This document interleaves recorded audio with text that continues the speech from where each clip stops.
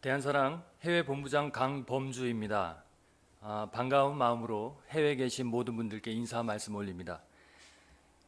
저희 대한사랑은 대한으로 하나 된 역사와 문화, 혼을 지키는 사람들이란 뜻입니다. 지구촌은 현재 코로나19로 많은 위기를 맞고 있습니다. 특히 물질 중심의 가치를 추구하는 현대사회는 심각한 불균형으로 기아와 환경오염, 국가와 민족 간의 대립이 끊이지 않고 진정한 해결점을 찾지 못하고 있습니다.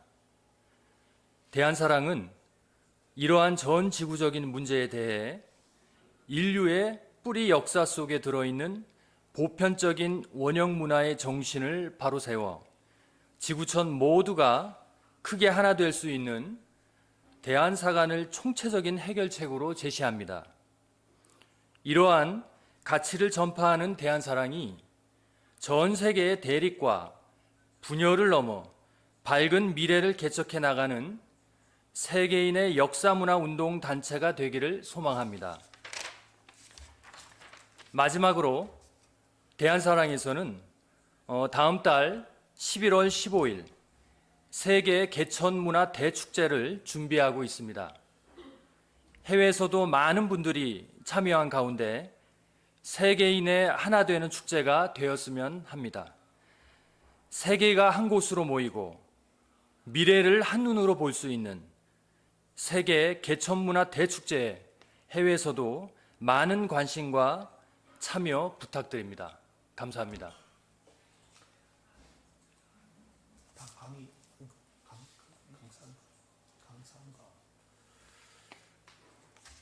네, 바로 강의를 진행하도록 하겠습니다. 이번 첫 강의는 이완용 강사님께서 강의를 시작해 주시기로 하겠습니다. 예.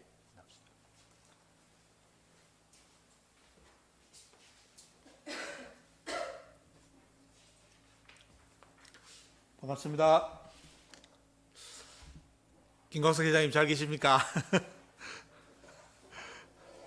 시카고, 뉴욕, 아틀란티스 다 보이시네요. 지금 한국 시간 여기는 이제 9시입니다. 아침 9시인데, 지금 이제 주무실 시간인데, 첫 강의가 제가 좀, 제 강의 성격 아시죠? 아마 여러분들도 잠 못 자게 만드는 그 역할을 할 수 있을 것 같습니다. 참, 올해도 이제 미국 가려고 계획은 세워놨는데, 현실이 대단히 어렵네요, 보니까. 지금 해외도 여러 가지 이제 출장 가서 강의할 곳도 많은데 이제 한인들 사이에 지금 이번에는 코로나 때문에 이제 이렇게 줌으로라도 또 유튜브로 연결해가지고 전 세계 지금 방영을 하고 있습니다.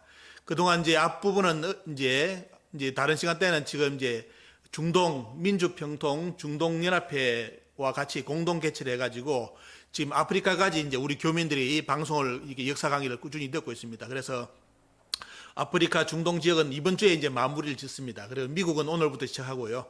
이런 쪽으로 해가지고 아마 전 세계 우리 한인들 사이에 우리 역사 문화를 알리는 그런 소중한 여러 가지 시간들이 마련될 것 같습니다. 오늘 첫 시간은 이제 한중일 역사전쟁의 현재와 한국의 미래라는 주제로 이제 역사의 틀을 정해봤는데 그동안 이제 역사 강의에 대한 핵심을 다시 한번 요약해 드리고 지금 역사의 방향성이 어디로 가는지 아마 이제 이 강의를 또 첫 강의를 들으신 분들이 많을 겁니다. 그래서 한번 들어보시면 우리 역사가 얼마만큼 중요한지 이런 부분에 대해서 여러분들 스스로 판단하시고 우리 이제 한인들, 해외 교포분들 우리 이렇게 2세, 3세를 위해서 무엇을 준비해야 될지 여러분들이 한번 특단의 시간을 가질 수 있는 그런 계기를 마련해 드리고자 합니다. 먼저 강의 내용을 이제 직접 들어가 보겠습니다. 지금 이 강의를 하니까 어떤 분들은 그럽니다. 지금 이 시대가 4차 산업시대고 AI 시대인데 역사를 하면 밥 먹여주느냐, 현실적으로. 역사 강의는 대단히 좋다. 들을만하다. 이런 쪽으로 말씀하시면서도 현실적으로 과연 역사가 밥을 먹여주느냐, 이런 이제 이야기를 많이 합니다. 정답은 여러분들 한번 생각해 보시기 바랍니다. 우리 문화를 한번 보겠습니다. 여러분들 첨성대라는 이제 여러분 다 사진 보이시죠? 그리고 이제 금속 활자, 그리고 훈민정음이고 처국이, 그리고 이제 천문관측기구, 그리고 첨성대입니다. 이게 참성단입니다. 여기 보시면 이 뭐 나머지 여러 가지 이제 역사에 여러분들 유물을 뭐 보여드릴 수 있는데, 지금 여러분들이 보시는 이 뭐 유물의 공통점이랄까요? 무엇이라고 여러분들 생각하십니까? 가장 근본적인 것은 말 그대로 백성을 위한 거죠. 보면요, 백성. 지식, 과거 이제 훈민정음이라든지 이런 것이 나오는 배경, 금속활자가 나오는 것은 지식의 공유고, 그죠? 언어를 모든 백성들이 쓸 수 있게끔. 별을 관측하는 것은 결국 백성들이 어떻습니까? 농사를 잘 짓게 하는 그런 이제 여러 가지 목적을 위해서 이 문화가 나옵니다. 우리말로 말한다면 홍익인간을 역사 속에 실현한 그런 이제 역사 문화로서 우리가 이야기를 해줄 수 있다면 이런 유적이 있죠, 보면요. 그래서 이런 역사의 우리 홍익인간의 문화를 여러분들이 곰곰이 생각해 본다면 지금 과연 우리가 왜 이 시대의 역사를 찾아야 되느냐 하는 그런 중대한 그런 부분에 대해서 인식을 할 수 있습니다. 자, 지금 우리는 한류가 지금 전 세계에 몰아치고 있죠. 미국은 여러분들 뭐 지금 다이너마이트입니까 보면 이제 노래가 참 제목이 강력하면서도 지금 미국 전체를 흔들고 유튜브 들어가 보면 거의 뭐 미국 사람이 모르는 사람이 없을 정도로 지금 이렇게 이 노래를 이제 안다는 쪽으로 많이 이야기가 나옵니다. 과거 이제 대장금이라든지 봉준호 감독의 지금 이제 영화라든지 이런 걸 본다면 지금 우리가 이제 한류에 대해서 많은 이야기를 하는데 결국은 여러분들 앞에 보시는 이 역사의 유물하고 지금의 이 유물 이게 역사 우리가 지금 한류 방향을 여러분들이 한번 연결해 보신다면 이런 역사관 대장금이라든지 BTS의 노래라든지 수많은 지금 한류 문화를 이끄는 이런 문화가 과연 어디서 나왔겠느냐 이런 콘텐츠가 그죠? 결국은 뭐냐면 우리가 앞에 봤던 이런 역사 문화 속에서 이런 콘텐츠가 나가지고 전 세계인을 흥분시키고 그들을 이게 이 우리 문화로 이제 이렇게 접근할 수 있는 그런 배경을 만들어 줍니다. 역사가 이런 역사가 없다면 어떻습니까? 이런 과연 한류를 이끌 수 있는 영화라든지 드라마, 노래가 나올 수 있겠습니까? 우리는 근본의 중요성을 너무나 모릅니다. 근본이 없어도 마치 이런 것이 자연스럽게 나오는 줄 압니다. 아니죠. 수천 년간 역사 속에서 만들어진 그런 바탕 속에서 이런 가치관이 표출돼 가지고 지금 전 세계를 어떻습니까? 이끌고 있습니다. 어느 면에서 보면 우리 대한민국 여러분들 이 좁은 영토에 뭘 말 그대로 어떻습니까? 다른 큰 대국과 비교해 본다면 앞으로 대한민국의 생존 문제 어떻게 먹고 살아야 되느냐 이런 걸 본다면 과연 이제 AI 시대 4차 산업혁명 시대에 대한민국의 미래는 어디서 나와야 되는지를 여러분들 앞부분에서 인식할 수 있을 겁니다. 그래서 가장 중요한 부분이 이런 역사 문화가 지금 살아나줘야 우리가 말하는 한류의 문화, 전 세계를 완전히 한류를 이제 이렇게 뒤덮을 수 있는 그런 문화의 콘텐츠를 계속 생산할 수 있는데 여러분들 현실은 대한민국 역사는 올해도 그렇고 작년도 그렇고 계속 역사가 이 주변국의 중국과 일본에 의해서 좁혀져 들어가고 있습니다. 일명 반도사관에 의해 가지고 거의 뭐 한민족 자체의 자긍심 자체를 못 느낄 정도의 역사관이 지금 대한민국을 지배해가고 있습니다. 갈수록 심해지고 있습니다. 그래서 오늘은 그런 내용을 여러분들께 직접 소개를 해드릴 겁니다. 과연 대한민국의 이 좁은 영토의 대한민국이 전 세계에 힘을 합칠 수 있는 한류는 과연 어떻게 나가야 될까? 그냥 지금 삼성 LG처럼 물건을 만들어내는 시대, 이 시대도 이제 조금 있으면 다 없어집니다. 결국은 뭐냐? AI 시대에 4차 산업혁명 시대에 대한민국, 우리 한국인이 전 세계를 어떻습니까? 이끌 수 있는 방법, 또 먹고 살 수 있는 방법은 결국 콘텐츠 싸움입니다. 지금 한류의 방향성이 그렇게 가고 있는데 그래서 우리는 이런 문화에 대해서 소중함을 알고 역사 정신 문화가 얼마만큼 중요한지를 대한민국 국민들이 알고 있어야 되는데 문제는 지금 대한민국은 거꾸로 가고 있습니다. 그것이 현실적인 문제이죠, 보면요. 자, 여러분, 토인비는 앞으로 21세기 세계가 된다면 한국의 홍익인간 사상이 되어야 된다. 교류의 신부님은 한국 민족이 낳은 홍익인간 사상은 21세기를 주도할 세계의 지도 사상이다. 이런 말씀까지 했습니다. 그런데 지금 21세기 들어왔습니다. 과연 한국인 8,500만 한국인 중에 홍익인간, 이분들이 극찬한 홍익인간의 이념을 알고 있는 사람은 과연 몇 명이 될까요? 지금 한국 사회에서는 홍익인간을 부르짖고 역사를 부르짖으면 일명 국뽕이라고 공격을 합니다. 국뽕, 환빠, 유사사기라고 공격을 합니다. 누가? 한국인이 공격을 하는, 뭐 일본이라든 중국인들이 그렇게 공격하는 것이 아니라 한국의 역사학자들이 홍익인간을 부르짖고 우리 역사에 대해서 본면목을 드러내면 유사사기라고 공격하는 그런 대한민국에 있습니다. 과연 그러면 이런 바탕 속에서 한류는 앞으로 지속되겠습니까? 결국은 무너진다고 봐야 됩니다. 그죠? 왜? 우리 스스로의 주체심, 자긍심을 느낄 수 있는 역사 문화를 지금 통제를 해가지고 그런 역사가 못 나오게끔 통제를 하는 대한민국의 나라가 되었는데 과연 미래가 있겠습니까? 주변국 중국과 일본은 대단히 아마 안심을 하겠죠. 왜? 한국의 국내 분위기를 하나를 지금 놓치지 않고 캐치하면서 어떻습니까? 자기들 미래를 만들어가고 있습니다. 과거 여러분들 조수왕 선생 아셨을 겁니다. 대한민국 임시정부를 만든 뒤에 주체적인 인물이죠. 이분이 선언한 삼균제도, 대한민국의 건국강령입니다. 그 삼균제도에 균등이라 해가지고 사람과 사람이 평등하고 민족과 민족이 평등하고 국가와 국가가 평등한다면 반드시 어때요? 밑에 있는 것처럼 사회 일가, 세계 일원, 세계 일가가 실현된다는 이야기를 했습니다. 그때는 대한민국이 일본의 침탈에 의해가지고 뺏겼는데도 어때요? 임시정부를 열어서 이런 대한민국의 건국강령을 선포를 했습니다. 그래서 뭐냐?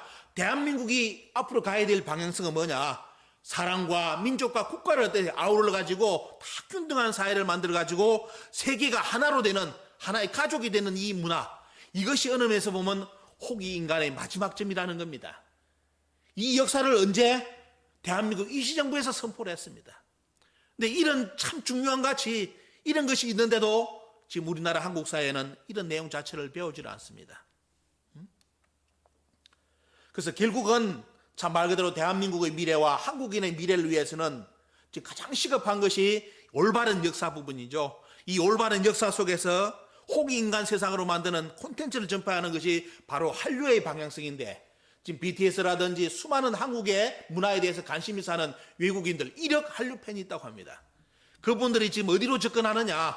저렇게 좋은, 우리에게 맞는 저런 문화를 가진 한국의 역사를 알고 싶다고 접근하고 있습니다. 근데 정작 우리가 배운 한국의 역사는 어떤 것입니까? 내세울 수가 없습니다. 왜? 고대부터 근대까지 식민지 국가로 기술되어 있는 것이 우리나라 역사입니다. 고대도 중국의 식민지, 일본의 식민지였고, 근대도 어떻습니까? 일본의 식민지가 돼가지고 그 덕분에 한국이 발전해가지고 지금 이 모습을 만들어냈다. 이것이 지금 한국사 교재의 가장 기본적인 틀입니다.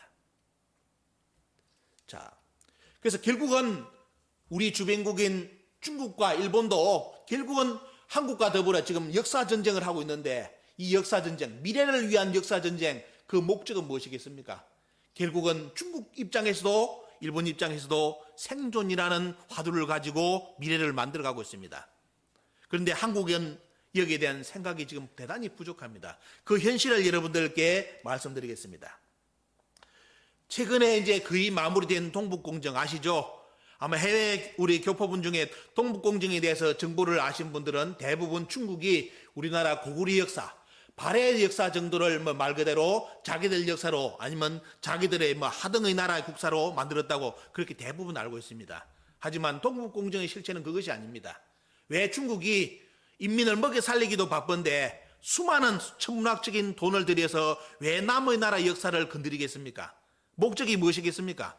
그냥 그 돈 가지고 민족을 먹여 살린다면 더 좋을 건데 왜 자기들하고 상관없는 주변국인 한국의 역사, 또 다른 주변국의 민족의 역사를 건드리면서 자기들 역사로 이렇게 만들어 갈까요? 그 중에 동북공정의 결과물이 여러분들 보시는 이 책자입니다. 이 내용은 뭐냐? 단순히 중국이 우리나라 고구려 발해 역사를 자기들 역사로, 자기들 밑의 역사, 지방의 역사로 이렇게 만든 것이 아니라 그 범위 자체는 고조선, 고구려, 백제, 발해, 부여 모든 역사가 이번에 중국의 역사로 편입이 되었습니다. 고조선 역사도 지금 뭐라고 가르치느냐? 말 그대로 기자조선, 이만조선을 이야기하면서 중국은 바로 중국의 주나라의 지방정권이라고 지금 중국 인민들에게 가르치기 시작했습니다. 고조선도 어때요? 우리는 여러분들이 아시다시피 우리는 당군을 부정하는 나라가 되었습니다. 그 덕분에 중국은 마음 놓고 기자조선을 들이대면서 기자가 뭐냐? 주나라에서 이렇게 받았기 때문에 자기를 받았기 때문에 결국은 고조선은 주나라의 지방 정권이었다고 지금은 역사 기술이 들어갔습니다. 그리고 고구려 발해까지 여러분들 발해까지 중국사로 들어갔어요. 신기하죠? 왜? 여러분들이 배운 백제의 역사는 한반도 남부 쪽에 있는 그것이 발해라고 배웠습니다. 그런데 왜 중국이 백제의 역사를 자기들 역사로 가져갔을까요? 대한민국 사람들은 당연히 백제는 한반도 중부 지역에 있던 나라라고 배웠는데 왜 중국이 백제를 자기들 역사로 돌리냐 말이죠. 말 그대로 우리 한국인들이 배우지 못한 백제의 역사가 중국 책에는 그대로 기술되어 있습니다. 백제의 시발점, 백제가 나중에 융성할 때 어디까지 진출했는지 그 역사가는 어때요? 한국의 국사책에는 없고 중국의 역사책에 있습니다. 그래서 그 역사를 바탕으로 중국은 이번에 백제사까지 중국의 역사로 편집을 했습니다. 이것이 동북공정의 지금 결론으로 나와 있고요. 그래서 결국은 어디까지 갑니까? 여러분들 작품 보시면 만리장성을 최대한 늘리는 작전까지 갔습니다. 여기 있는 만리장성을 요만큼 늘렸다가 요것도 이렇게 불안해가지고 어때? 지금은 요까지 무단장까지 만리장성을 늘려가지고 결국은 만리장성 안의 역사는 뭐냐? 과거부터 중화 자기들 역사관이기 때문에 한반도에 있던 모든 역사는 중국의 역사라는 논리로서 이번에 동북공정을 매듭을 지었습니다. 그래서 중국의 입장에서는 중국의 역사책 입장에서는 한국의 역사를 어떻게 바라보느냐? 중국의 55개 소수민족 중인 조선족의 역사입니다. 조선족이 중국에 살고 있기 때문에 대한민국 그 조선족이 살고 있는 대한민국 역사도 결국은 중국사라는 논리로 가져갔습니다. 중국이 이렇게 나오는 목적이 뭘까요? 아까 말씀드렸죠. 중국의 미래를 위해서입니다. 자, 여러분들 만리장성 방향이 지금 어디까지 공식적인 중국 정부에서 지원하는 지도집을 여러분들께 보여드리겠습니다. 여기 있는 만리장성이 지금 북한까지 그려져 있습니다. 지금 여러분들이 서점에 가셔가지고 해외 서점에 가셔가지고 우리나라 고조선 역사라든지 중국의 상고 역사 지도집을 본다면 반드시 이렇게 그려져 있습니다. 만리장성이 황해도까지 중국의 황해도까지 그려져 있습니다. 여러분들 만리장성이 언제 우리나라 북한 지역까지 들어왔습니까? 들어온 적이 없죠. 그런데 그 만리장성을 끌어들인 인물이 우리나라 역사학자입니다. 누군지 다 아시죠? 우리 역사학계의 대두. 그 양반이 뭘 했느냐? 만리장성이 방향성을 황해도에 있는 황해도 수성에이라는 그런 용어까지 다 들이대면서 거기까지 이렇게 지명을 끌어들입니다. 그 덕분에 중국은 말 그대로 그냥 장난처럼 돼요. 아무 제약 없이 만리장성을 북한까지 그릴 수 있는 배경을 마련했습니다. 누구 덕분에? 한국의 역사학자, 우리 역사, 대한민국 역사의 틀을 잡았던 인물 누구신지 아시죠? 이병도 씨. 그분에 의해 가지고 만리장성이 한반도로 들어올 수 있는 배경이 만들어졌습니다. 그래서 중국의 공식 지도집은 만리장성은 지금은 뭐다? 한반도 북쪽까지 아예 모든 인터넷 지도가 이제 도배를 하기 시작했습니다. 자, 원래 여러분들 이 만리장성은 아시죠? 여러분들이 보시는 이 만리장성은 지금 중국에 가서 보시는 만리장성은 진시황이 쌓은 만리장성이 아닙니다. 이 장성은 누가 만들었습니까, 여러분들? 명나라에서 만든 장성입니다. 명나라에서 이렇게 쌓아가지고 산해강까지 쌓아가지고 만든 장성인데 워낙 저것이 진시황이 쌓은 만리장성이라고 홍보를 하는 바람에 그냥 전 세계에 떼요. 저것이 만리장성으로 소문이 나버렸습니다. 진시황은 저까지 만리장성을 쌓은 적이 없습니다. 저렇게 큰 규모도 아니었고요. 근데 문제는 뭐냐? 이것이 전 세계에 공식화 돼버렸고 한국의 역사에도 돼. 한국인들도 돼요. 저것이 마치 진시황의 만리장성인 것처럼 다 이렇게 인식이 되어 있습니다. 하지만 역사에 여러분들 여착색을 들여다본다면 명나라 기록을 본다면 저 장성은 명나라에서 쌓은 거로 나오고 있습니다. 근데 역사를 바로잡아야 될 것이 너무너무 많죠. 자, 그리고 여기 보시면 연나라 장성까지 최근에 만들어졌습니다. 자, 만리장성을 연나라 장성으로 연결합니다. 중국에서는. 원래는 만리장성은 지금 아무리 명나라에 쌓았다 하더라도 요까지죠. 요까지가 말 그대로 명나라 장성, 진시황 장성까지 인정해준다 하더라도 여기가 만리장성인데 지금 어때요? 요만큼. 연나라가 요까지 들어왔다. 문제는 어때요? 여러분들 잘 아셔야 됩니다. 연나라가 요까지 왔다고 주장하는 학자가 있습니다. 누굽니까? 중국 학자가 아니라 우리나라 역사학자들입니다. 우리나라 역사학자들이 지명을 가지고 어디까지? 우리나라 양평이라든지 양평 순대국집 아시죠? 보면요. 그 양평, 여기 있는 양평은 지금 어때요? 한국의 저쪽에 양평까지 끌어들여 가지고 이런 식으로 끌어들이면서 요까지를 지금 어떻습니까? 쭉 지금 한반도 안쪽으로 끌어들입니다. 그래서 연나라 장성을 여기까지 끌어들인 인물도 누구다? 중국의 학자가 아니라 우리나라 사학자들이 연나라 장성을 이만큼 끌어들였습니다. 중국은 마음 놓고 이제 저 지도를 그리기 시작했습니다. 자, 한나라 지도 보십시오. 한사군이 여기 있었다. 여러분들 학교에서 다 배우셨죠? 여기에 한사군이 있었다고 다 배웠습니다. 그 덕분에 중국은 또 돼. 아무런 저항 없이 중국의 한나라 영토가 한반도 북쪽이라는 지도를 지금 전 세계에 그리기 시작했습니다. 우리나라 학자들이 왜 저 지도가 잘못됐다고 한 사람도 나서서 중국에 항의하지 않았을까요? 왜 안 했을까요? 자기들이 그렇게 가르친 사람들이기 때문에. 그죠? 우리나라 학자들이 한사군이 여기 있다고 가르쳤기 때문에 어때요? 중국의 동북공정에 대해서 아무런 항의를 못했습니다. 실제로 한사군이 여러분들 설치된 목적을 말씀드리겠습니다. 한사군을 한무제가 설치한 목적은 뭐냐면 여기 보시죠. 경제적인 문제, 나라 자기들 쉽게 말하면 어때요? 하나의 영역을 만들어낼 때는 가장 중요한 것이 경제적으로 이득이 있는 문제, 이득이 있느냐 또 어때요? 거기에 관련된 모든 문제하고 연결돼 가지고 결국은 한무제가 한사군을 설치할 목적은 경제적인 문제 또 어때요? 만주 지역의 좋은 말을 얻기 위해서 설치를 했고 그 다음에 가장 값싸고 많은 먹거리 그것이 있는 지역이 이쪽 지역입니다. 여기는 중국 한나라고 이쪽 지역이 그 시대 때 가장 적합한 지역이기 때문에 말이 어때요? 여러분들이 알고 있는 한사군을 원래 여기에 설치했는데 누가요? 한국 역사학자들이 나서가지고 여기에 한사군을 설치했다고 주장을 했습니다. 자, 중국이 저 머나먼 요까지 설치해가지고 여기 한사군을 한나라가 요까지 어떻습니까? 연결해가지고 무역의 코드를 만든다. 경제적 논리에서 본다면 바보들이 할 짓입니다. 그죠? 중국 한나라 입장에서는 여기에 설치하는 것이 가장 좋죠. 여기서 어때요? 수많은 자원을 만들어서 한나라에 공급하기 위해서 여기에 한사군을 설치했는데 어때요? 한국의 역사학자들이 나서가지고 한사군이 여기 있다고 주장을 했습니다. 그러면 저런 역사가 맞느냐 여러분들? 어떤 분은 그럴 겁니다. 그러면 한국의 역사학자들이 없는 걸 만들었느냐? 여러분들 없는 걸 만들었습니다. 사실 한사군이 한국의 한반도에 있다고 하는 역사책은 중국의 역사책에 하나도 없습니다. 너무 충격적이죠.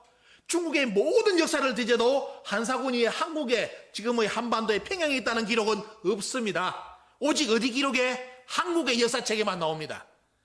물론 그 한국의 역사책의 바탕은 어때요? 조선 총독부가 만든 역사책입니다. 자, 이 얼마나 충격적인 사실입니까? 만리장성을 끌어들이고 연나라 장성을 끌어들이고 한사군을 한반도에 끌어들인 것이 중국의 역사책에는 없는 내용인데 누가 만들었다? 한국의 역사학자들이 이 주장을 하는 바람에 지금 이렇게 중국은 어때요? 말 그대로 이 논리를 한국에서 주장해주는 덕분으로 이번에 동북공정이 근거가 돼가지고 어때요? 한반도 북쪽을 뭘 하느냐면 여러분들 뭘 하느냐? 중국의 고대 영토 뒤에 볼까요? 자, 중국이 어디까지 나섰냐? 자, 한나라 한무제가 끝나고 나는데 한사군이 끝나고 난 뒤에 여기에 또 뭐가 들어섰다? 위나라 조조의 위나라가 어떻습니까? 여기를 차지하면서 여기가 어때요? 조조의 위나라가 한반도 북쪽이라는 겁니다.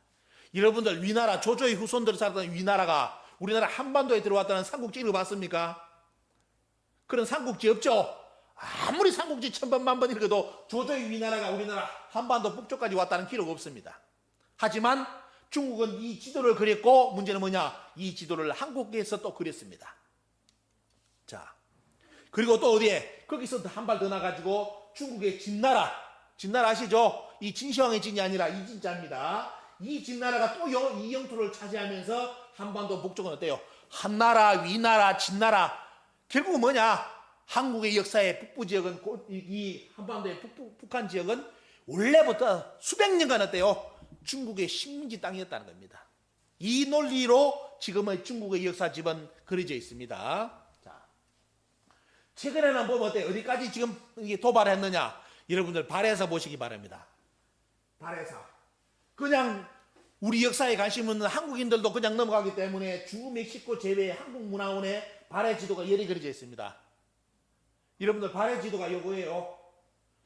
발해는 초기 어디까지 진출했는지 압니까? 만리장성에 있는 산해강까지 진출했습니다.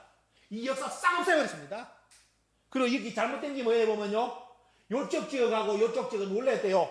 우리가 역사를 다시 완전히 이번에 뒤집어 써야 될 것이 통일신라의 영역이 원래 요까지였습니다. 요까지예요. 요까지. 지금 통일신라도 완전히 조작돼 버렸고요. 발해도 완전히 조작됐습니다. 어디에? 한국 내부 자체에서 어때요? 역사가 조작되어 버렸어요. 그래서 중국은 뭐냐? 그냥 말 그대로 한국에서 주장해주는 덕분으로 요 영토까지 어때요? 요번에 발해사에서 빼가지고 이것이 원래 중국 영토라고 아예 지도를 그리기 시작했습니다. 발해는 어디까지요? 원래 산해관까지, 만리장성까지 그려줘야 됩니다. 왜? 거기에 발해 유물이 나옵니다. 유적이 나오는데 왜 부정합니까? 자, 이렇게 지금 우리는 참, 고대사가 한두 군데가 아니라 너무너무 어때요? 지금 이제 중국이 이게 속도를 많이 내는 이유가 결국 이제 미래에 대한 포석인데 보면요. 이런 전략으로서 완전히 한국사 전체가 어때요? 고대사 전체가 중국사로 넘어가는 배경으로 가고 있습니다. 아리랑, 판소리, 가야금, 검은고, 혼례식, 판소리 아무리 열심히 부르면 뭐합니까? 중국은 중국의 문화유산으로 등재를 했습니다. 한국은 열심히 판소리 부리고 혼례곡, 검은고 치고 있죠. 역사를 안 배우기 때문에 조금 있으면 뺏긴다는 사실을 몰라요. 여러분들 조금 있으면 중국의 세계 문화유산으로 아리랑이 등재되고 판소리 모든 게 등재되면 어때요? 그건 우리 게 아닙니다. 우선 선점을 못 했기 때문에 뺏겨야 되잖아요. 지금은 중국은 이 작업까지 다 거의 마무리되고 있습니다. 그러니까 가야금 타는 분들, 판소리 하는 분들 열심히 하는 거는 중요하지만 어때요? 그것이 지금 정신을 못 차리면 뭐다? 앞으로 중국의 세계 문화유산으로 등재가 돼가지고 전 세계에 소개될 시간이 이제 얼마 안 남았다는 거. 이걸 알고 역사의 소중함을 알고 좀 많이 참여를 역사 문화에 관심을 가져주셨으면 하는 그런 바람입니다. 그리고 중국의 목적은 여러분 아시죠? 바로 1대1로입니다. 보면 왜 여기서 여기까지, 물론 지금 한국하고 연결되어 있죠. 보면요, 왜 이런 중국이 시진핑 주석이 나가 1대1로를 만드느냐, 이게 이유가 뭐겠습니까? 물론 경제적인 문제와 더불어 문화의 전파로 되면서 결국은 자기들의 꿈인 중화를 이루겠다는 그런 목적입니다. 이런 목적을 가지고 중국은 큰 계획을 가지고 미래를 그려나가고 있습니다. 그러면 일본은 어떻게 하느냐? 일본은 독도 문제, 독도는 이제 전에 제가 강의 드렸던 것처럼 일본은 독도를 가지고 더 이상 한국하고 이제 티격태격 안 합니다. 왜? 그동안 티격태격 했는데 작년, 재작년부터 일본은 아예 이제 독도를 교과서로 아예 만들어가지고 아동들부터 가르치기 시작합니다. 독도는 원래부터 일본의 영토라고 지금은 교과 교육이 들어갔습니다. 결국은 한국과 일본과의 게임은 무엇으로 판결이 나겠습니까? 시간으로 판결납니다. 한국 사람들이 지정신 못 차리고 역사의 소중함을 모르고 국뽕, 한파, 유사사학을 외친다면 어때요? 결국 앞으로 앞세대에서는 뭐냐? 독도도 일본 영토로 그냥 다 인식될 것이고 일본 영토로 표기가 될 겁니다. 그래서 일본의 역사에서는 미리 시험까지 나오죠. 시험까지 나가지고 독도를 무단 점유하고 있는 나라는 한국입니다. 정답이. 자, 이런 시험지까지 출연해가지고 지금 일본은 뭐냐? 미래를 위한 포석을 완전히 깔고 있고요. 지금은 한 발 더 나서가지고 하는 것이 바로 임나 일본부를 역사의 정사로서 이제 표기하기 시작했습니다. 임나 일본부 뭔지 아시죠? 우리나라 고구려 백제 신라 초기 국가의 때, 초기 시대 때 그 쭉 역사가 우리나라가 삼국 그럼 가야까지 만들어지는데 그때 자기들이 쳐들어와가지고 한반도 남쪽 원래는 우리는 어때요? 충청도, 전라도, 경상도는 어때요? 완전히 일본의 식민지로 삼았다. 고구려 백제 신라가 일본의 외한테 조공을 바쳤다. 신하가 되었다. 이것이 임나 일본부인데 다 인정 안 하죠. 국민들은 인정 안 하는데 일본의 역사학에서는 정사로 들어갔고 한국의 역사를 가르치는 가야사, 임나를 가르치는 사람은 그것이 마치 맞는 것처럼 이번에 가야 박물관 전시회를 했습니다. 국립중앙박물관에서.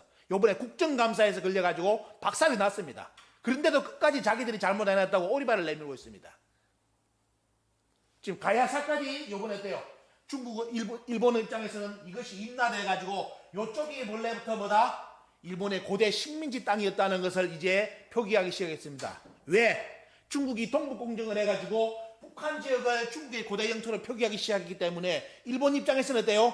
한반도에 영향력을 미치고 군사권을 앞으로 유사시에 발동하기 위해서는 반드시 일본 입장에서는 선점해야 될 것이 한반도 남쪽의 역사관입니다. 그래서 뭐냐? 일본 입장에서는 중국의 동북공정에 대응해가지고 한반도 남쪽은 원래 일본의 고대 식민지 땅이라는 임나일본부를 이제 정사로 표기하기 시작했습니다. 그러면 한국은 여기에 대해서 뭘 하는지 아십니까? 한국의 여러분들 언론을 여러분들 검색해 보시면 이런 말을 해놨습니다. 일본이 임나일본부를 포기한 지가 오래되었다. 일본 내부에서는 임나일본부를 거론하지도 않는다. 이런 새빨간 거짓말을 지금도 하고 있습니다. 여러분들 일본 코로나 보려면 일본에 가보십시오. 일본의 신사라든지 일본의 서점을 가보시면 모든 책이 임나일본부가 이제 정사로 들어가 있습니다. 그런데도 우리 국민들한테 어때요? 거짓말을 치고 있는 거예요. 일본이 임나일본부를 이제 거론도 하지 않는다. 포기했다고. 뭘 포기를 해? 제가 일본에 가보니까 정사로서 일본의 신사에 모든 것이 기록이 되어 있는데 이렇게 국민을 가지고 우롱을 하는 단체가 우리나라의 지금 일부 사학계입니다. 어디로 가고 있는지 방향성을 몰라요. 그래서 가장 중요한 것이 왜 중국과 일본이 어때요? 임나라든지 이 영토를 가지고 계속 끌고 늘어지느냐? 바로 국경선 문제입니다. 고대 국경선을 가지고 결국은 뭐냐?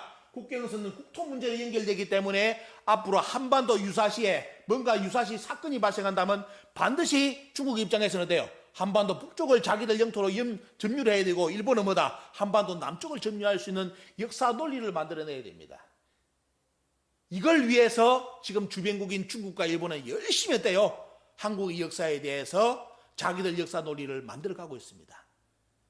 한국의 국민들은 한국의 역사학자들은 여기에 대해서 실체를 모르고 있고 그냥 넋놓고 있죠. 행복하면 되지. 돈 많이 벌면 되지. 국가가 뭐가 필요 있어. 이게 지금 대한민국의 역사관입니다. 자, 우리 현실이 우리 교포사에서 이런 대한민국 현실을 본다면 너무나 너무 충격적일 거예요. 왜? 해외 사시면서 한국, 대한민국만 들어도 감동받지 않습니까? 너무 감동스럽고 내 조국, 내 민족 뭐 이러면서 이 역사관에 대해서 뭐 역사를 안 가르치더라도 해외에 있는 우리 교포들은 그 느낌을 가지고 있는데 정작 한국에 있는 사람들이 뭐다? 역사도 필요 없다. 꼭 내가 한국인이 아니고 대한민국에 있어야 될 필요가 있느냐? 해외에 나가가지고 돈 많이 벌고 스펙 싸가지고 해외 나가서 돈 많이 벌고 행복하면 되지. 꼭 내가 대한민국이라고 그런 사람이 국민이 되어야 되느냐? 이게 지금 대한민국의 국민관입니다. 자, 그래서 결국은 뭐냐면 자 이런 걸 보신다면 우리 이제 중국과 일본의 역사 왜곡을 본다면 우리 한국의 역사 어떻게 대응하는지 여러분들에게 현실적인 내용을 빨리 전해드리겠습니다. 자, 여러분들이 이제 역사에 대한 관심을 가지고 지금 줌이라든지 유튜브에 많이 들어와서 이 강의를 들으실 겁니다. 오늘 강의를 듣고 충격받으셔가지고 또 역분을 토하셔가지고 내가 온라인에 우리 역사에 대해서 뭘 한마디를 적겠다. 한인 사이에 글을 좀 올리겠다. 적어보십시오. 바로 뭐가 반응이 나옵니까? 우리나라 학계에서 이럽니다. 역사학 박사는 오직 우리밖에 없다. 나머지 국민들이 쓰는 역사는 전부 다 유사사학이다. 이게 지금 대한민국의 역사학자들이 주장하는 겁니다. 오직 역사학 박사는 우리밖에 없기 때문에 역사학과를 나온 우리밖에 없기 때문에 국민들이 어때요? 역사를 논하는 것은 뭐다? 저건 다 국뽕이고 유사사학이라고 주장합니다. 이게 지금 대한민국의 여러분들 현실이고요. 자, 우리나라 교원대 모 교수는 EBS까지 출연해가지고 뭐라느냐? 우리 역사에 대해서 뭐냐면 당군은 신하다. 홍산문화, 당군 조선 이전에 어때요? 있었던 홍산문화, 만주 쪽의 홍산문화는 우리 게 아니다. 그런 것도 없었다. 당군은 다 신하다. 이게 EBS 나와서 강의하는 내용입니다. 여러분들. 학생들이 다 보는 방송에 우리나라 학자라는 사람이 나가지고 우리 역사 상고사를 부정한 건데 그럼 뭐에 보면요. 당군을 부정하면 어떻게 돼요? 기자조선, 이만조선, 한사군입니다. 이것이 우리나라의 역사라는 거예요. 우리나라는 우리나라에서 주체적으로 국가를 세운 적이 없고 중국 사람 기자, 중국 사람 이만, 중국의 한사군이 와서 우리나라를 고대사를 이끌었다. 이 양반들 주장이에요. 이렇게 떳떳하게 나와서 강의를 하는 나라가 우리나라입니다. 여러분들.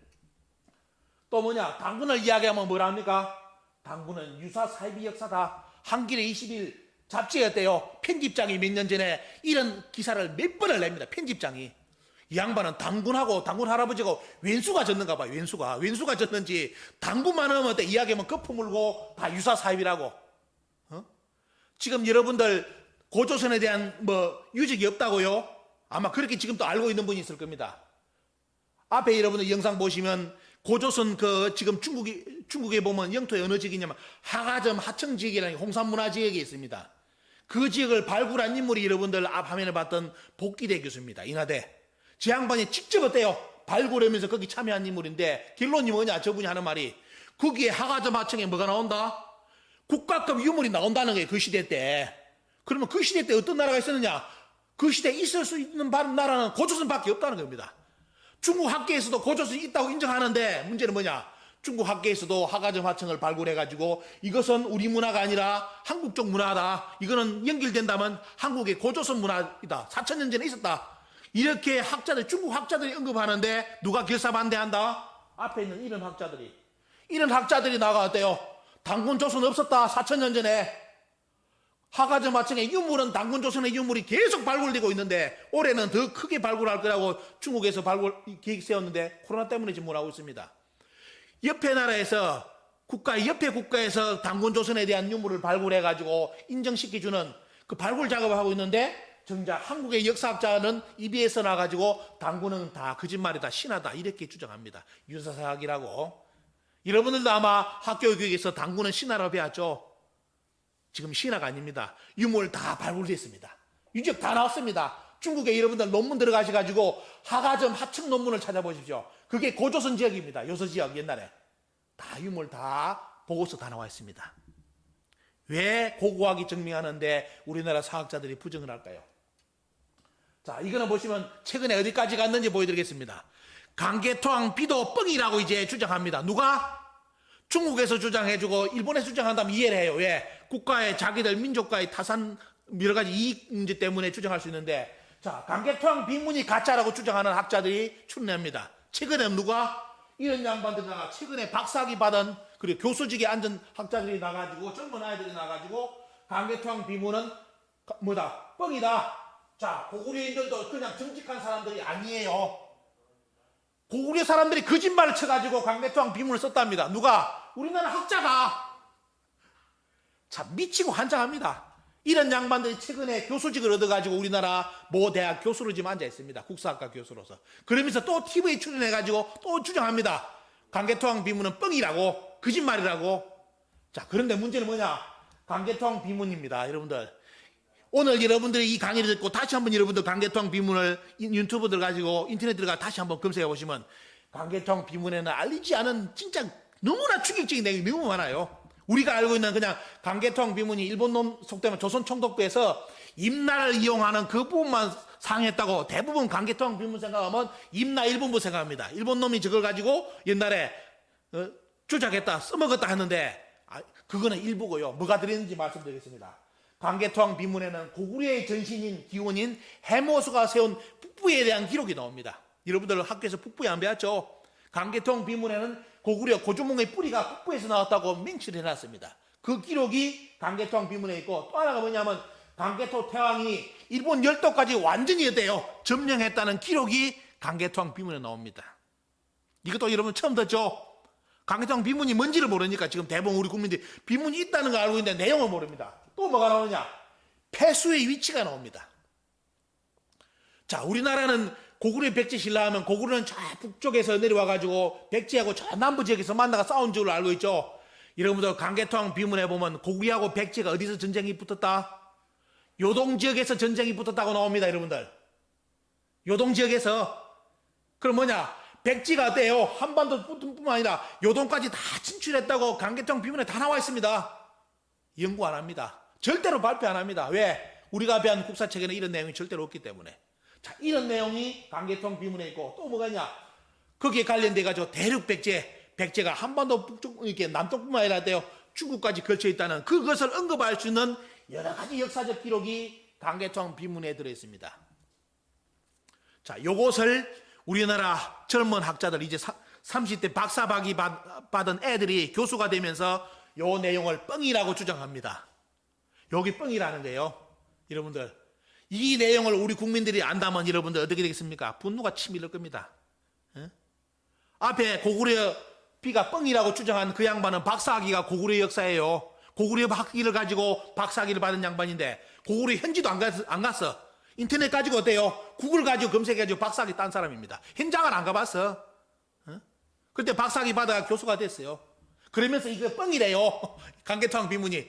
강계토항 비문은 이런 진짜 우리 국민들이 지금 모르는 어마어마한 이야기가 들어있는데 오늘 여러분들이 보시고 다시 오늘 강계토항 비문에 대해서 그동안 번역한 사람들 잘 읽어보시죠. 요거 다 나옵니다. 아 진짜 이게 있구나 그런 기록이.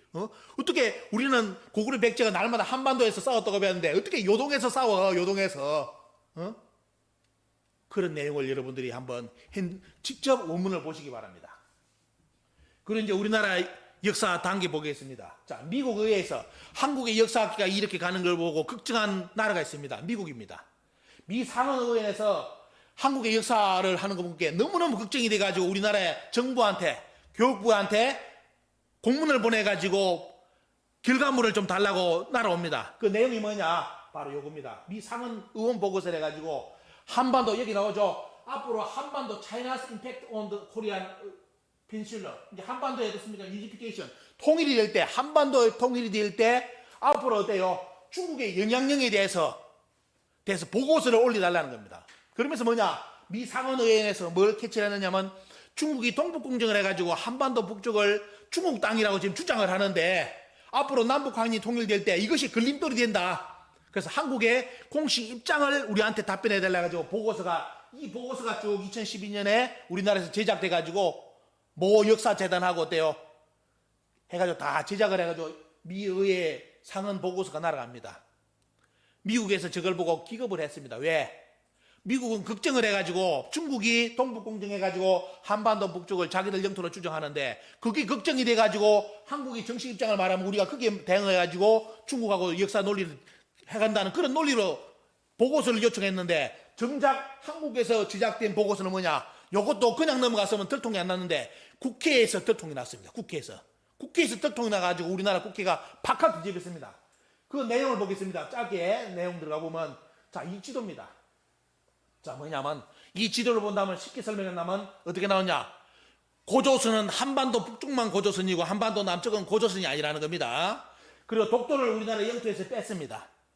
그리고 어때 보면요, 고구려 백제 신라 초기 역사에 어때요? 나라가 건설 안 됐다고 일본이 주장했던 내용을 그대로 해가지고 이렇게 해가지고 보고서가 들어갑니다. 그리고 한사군이 북쪽에 있었다는 거 그대로 그래가지고 보냅니다. 그래서 결론이 뭐냐? 우리나라에서 보고서 미 상원에 보고서 낸 것은 뭐냐면 결론이 중국의 주장이 맞습니다 라고 보고서가 나왔습니다. 한반도 고대 영토는 누구의 영토? 중국의 고대 영토이기 때문에 중국이 어때요? 지금 동북공정을 해가지고 한반도 북쪽을 자기들 고대 영토로 주장하더라도 아무런 문제가 없다는 논리로서 우리나라에서 동북아 역사대장하고 우리나라의 교육부 그 시대 때 그때 이름으로 미국에 직접 보고서가 날아갑니다. 그래서 국회에서 이 내용이 결통이 나가지고 발칵 뒤집혔는데 문제는 뭐냐? 요거는 언어에서 보면 여러분들 역사를 아신다면 요거는 매국 지도예요. 나라를 팔아먹은 지도입니다. 어떻게 미국까지 보내는 보고서에 중국이 동북공정이라든지 일본에서 주장했던 그 내용을 그대로 다 맞다고 주장해 보냅니까? 나라 팔아먹은 지도입니다. 그 보고서가 미국에 날아갔어요. 그러면 이것이 이제 국회에 결통이 나가지고 발칵 뒤집히니까 어떻게 되겠습니까? 이거 만든 사람들 해체시켜야 되죠. 다 제가 뒤에 알아보니까 정보를 알아보니까 이 지도를 그려가지고 미국에 보낸 분들은 지금 어때요? 일명 영전을 해가지고 대학교 교수로 가 있다고 합니다.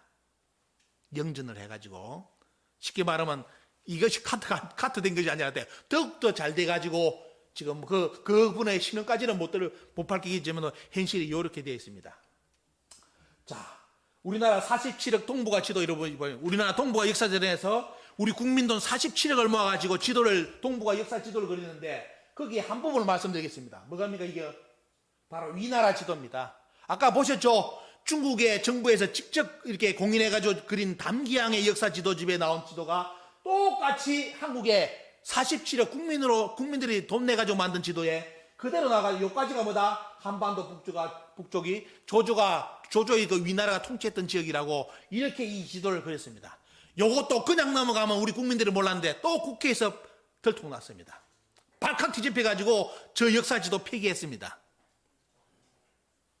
그런데 그 다음 역사재단의 이사장이 와서 첫 인터뷰가 뭔지 아십니까? 저 역사 지도집을 폐기시킨 사람은 유사사학자들이 저 지도를 폐기시켰기 때문에 나는 다시 내 임기 내에 이 지도를 복원할 것이라고 여러분들 지도 그 기사 검색해 보시죠. 지금의 이사장이 인터뷰한 기사가 여러분들 인터넷에 떠 있습니다. 이걸 다시 그릴 거래요. 유사사학자들이 이걸 막았다고 자기가 나서가지고 임기 내에 이 지도를 다시 그린답니다. 도대체 그 사람은 우리나라 사람입니까? 중국 사람입니까? 지금? 어? 자, 이것이 여러분들 우리 대한민국의 역사의 현실이고요. 또 뭐가 있냐면 미국의 하버드 얼마나 명문이죠. 우리나라 역사학에서 또 장난을 쳤습니다. 하버드대 한국학 연구소를 10억을 줘가지고 설치를 해가지고 뭘 했느냐? 우리 측에서 여기 측에서 사람을 보내가지고 일명 그쪽 외국에 시키면 박사학위 가진 사람이죠. 이 양반을 배치를 시켜가지고 책을 한 권 냈는데 뭐냐? 내용이 하버드대 공동 명의로 내가지고 한반도 북쪽에 평양이 있었다는 그 역사 자료집을 하버드대 명의로 내려고 하다가 또 들켰습니다. 하버드대 입장에서 뭐냐?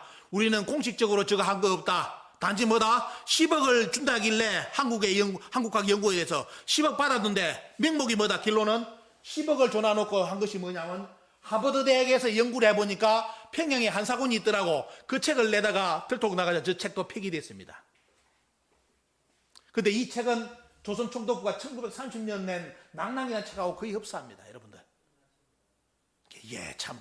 우리 여러분들 현실을 보시기 바랍니다. 역사가 객관적이다, 실정사기다, 그거는 옛날 소리입니다. 지금은 한중일 역사전쟁 속에서 내가 중국에 붙을 것인지 일본에 붙을 것인지 지금 역사학자들이 움직이고 있습니다. 어느 쪽의 역사를 논리를 응원해 줄 것인지 지금 이것이 우리 현실입니다. 자, 그리고 최근에 이제 한국의 역사 지도에 또 새로운 지도가 출내했습니다. 자, 아까 이야기했죠. 자, 미상언어의 뭡니까? 한반도 북쪽만이 고조선이라는 거. 그게 지금 2020년 한국 교과서에 그대로 그려져가지고 북쪽하고 남쪽하고 색깔이 틀립니다. 다 저렇게 바뀌었습니다. 그리고 동이족도 우리는 동이족이 아니라고 지금 이제 결론을 지어가지고 동이족의 역사도 지금 없애가고 있습니다. 그래서 이런 내용은 뭐냐? 이 지도 보십시오. 이렇게 지금 한국의 역사 지도책에 보면 전부 다 북쪽만이 고조선이라고 지도를 그리기 시작했습니다. 자, 이렇게. 그러니까 여러분들 한반도 남쪽에 여기서 태어나신 우리 교포분들은 당군의 자손 아닙니다. 당군의 자손 아니니까 앞으로 당군 말고 다른 분을 찾으시기 바랍니다. 지금 우리나라 역사학계는 이렇게 가고 있습니다. 그리고 이런 지도가 중국에, 한국에 유튜브 들어가 보시고 또 어때요? 구글을 들어가 보시면 전부 다 누가까지 이제 중국하고 일본인들이 가세해가지고 자기들이 만든 지도를 한국 사람이 올린 것처럼 마치 도배를 하기 시작했습니다. 대단히 무섭습니다. 자, 이런 과정까지 들어갔고요. 자, 이런 것이 어때요? 우리 한국인이 올린 게 아니라 한국의 온라인 사이트에 중국하고 일본인들이 와서 올리는 사진입니다. 자기들 논리 그대로 지도집을 좀 이렇게 계속 하고 있습니다. 우리나라 독도 바로 알기 책 동부에 있어내서 냈습니다. 아무런 효과 없습니다. 우리나라 고려 역사도 이만큼 조작됐다는 거 여러분 들어보셨죠? 원래 고려 영토는 요건데 여기까지 조작해가지고 지금 한국사는 그리 시작했습니다. 그리고 가야도 어때요? 가야도 다 부정합니다. 지금 이번에 가야 국립박물관에서 중앙박물관에서 가야 전시회하면서 어떻게 돼버린지 아십니까? 김해 김씨, 김해여 씨는 다 유사사학으로 밝혀져가지고 가짜성으로 주장했습니다. 그래서 가야 전시회하면서 가야 건국사를 다 부정해버리고 여기에다 뭘 했느냐? 임나일본부에 일본 서기에 임나일본부 표기를 했습니다. 이번에 그것이 국정감사에 걸리는데 끝까지 자기들은 오리발 내밀고 우리는 그런 것 없다고 지금도 싸우고 있습니다. 자, 현실이 여러분들 지금 이리 가고 있습니다. 가야도 이제 일본사로 완전히 넘어가고 있고요. 그래서 결국은 역사의 이런 문제는 한민족의 대한민국 영토 문제하고 앞으로 직결될 건데요. 과연 우리는 여기에 대비책이 있는지를 한번 물어봐야 됩니다. 한국 사학계에 이렇게 속수무책인 이유가 아까 말씀드렸죠. 조선총독부에서 1910년부터 한국의 역사책을 완전히 이름까지 딱 바뀌면서 이 책을 다 수거해가지고 없애버립니다. 그러면서 자기들이 만든 역사를 어때요? 볼까요? 자, 이 책을 보시면 1920년부터 제가 이제 이 자료를 보면서 찾아낸 것이 요겁니다. 조선총독부에서 조선사를 만들면서 조선의 역사가 왜곡된 것이 아니라 1920년부터 우리나라 아동들한테 어떤 역사를 가르쳤느냐? 아까 중국의 동북공정 내용 똑같은 역사를 1920년 우리나라 아동들에게 가르쳤습니다. 지금 2020년입니다. 근 100년 동안 대한민국 사람들이 배웠던 국사책이 어디에 있다? 1920년 조선총독부 내용하고 똑같습니다. 여러분들. 우리나라 역사책을 연구를 했다고요. 실정사고로 연구했다고요. 새빨간 거짓말입니다. 여러분들 이 자료 들어가 찾아보십시오. 여러분들이 학교에서 배운 국사가 여기에 1920년 심상수학 국사에 그대로 나와 있습니다. 절대로 일본이 우리나라 실정사고로 역사 바로잡은 적 없고, 원래 조선을 침략하면서부터 자기들이 만든 역사를 1920년부터 가르치기 시작했습니다. 이것이 심상수학 국사입니다. 참고로 여러분들 나중에 검색을 해보시고요. 자, 이 교육을 1920년부터 교육했다는 내용이 그대로 다 나와 있습니다.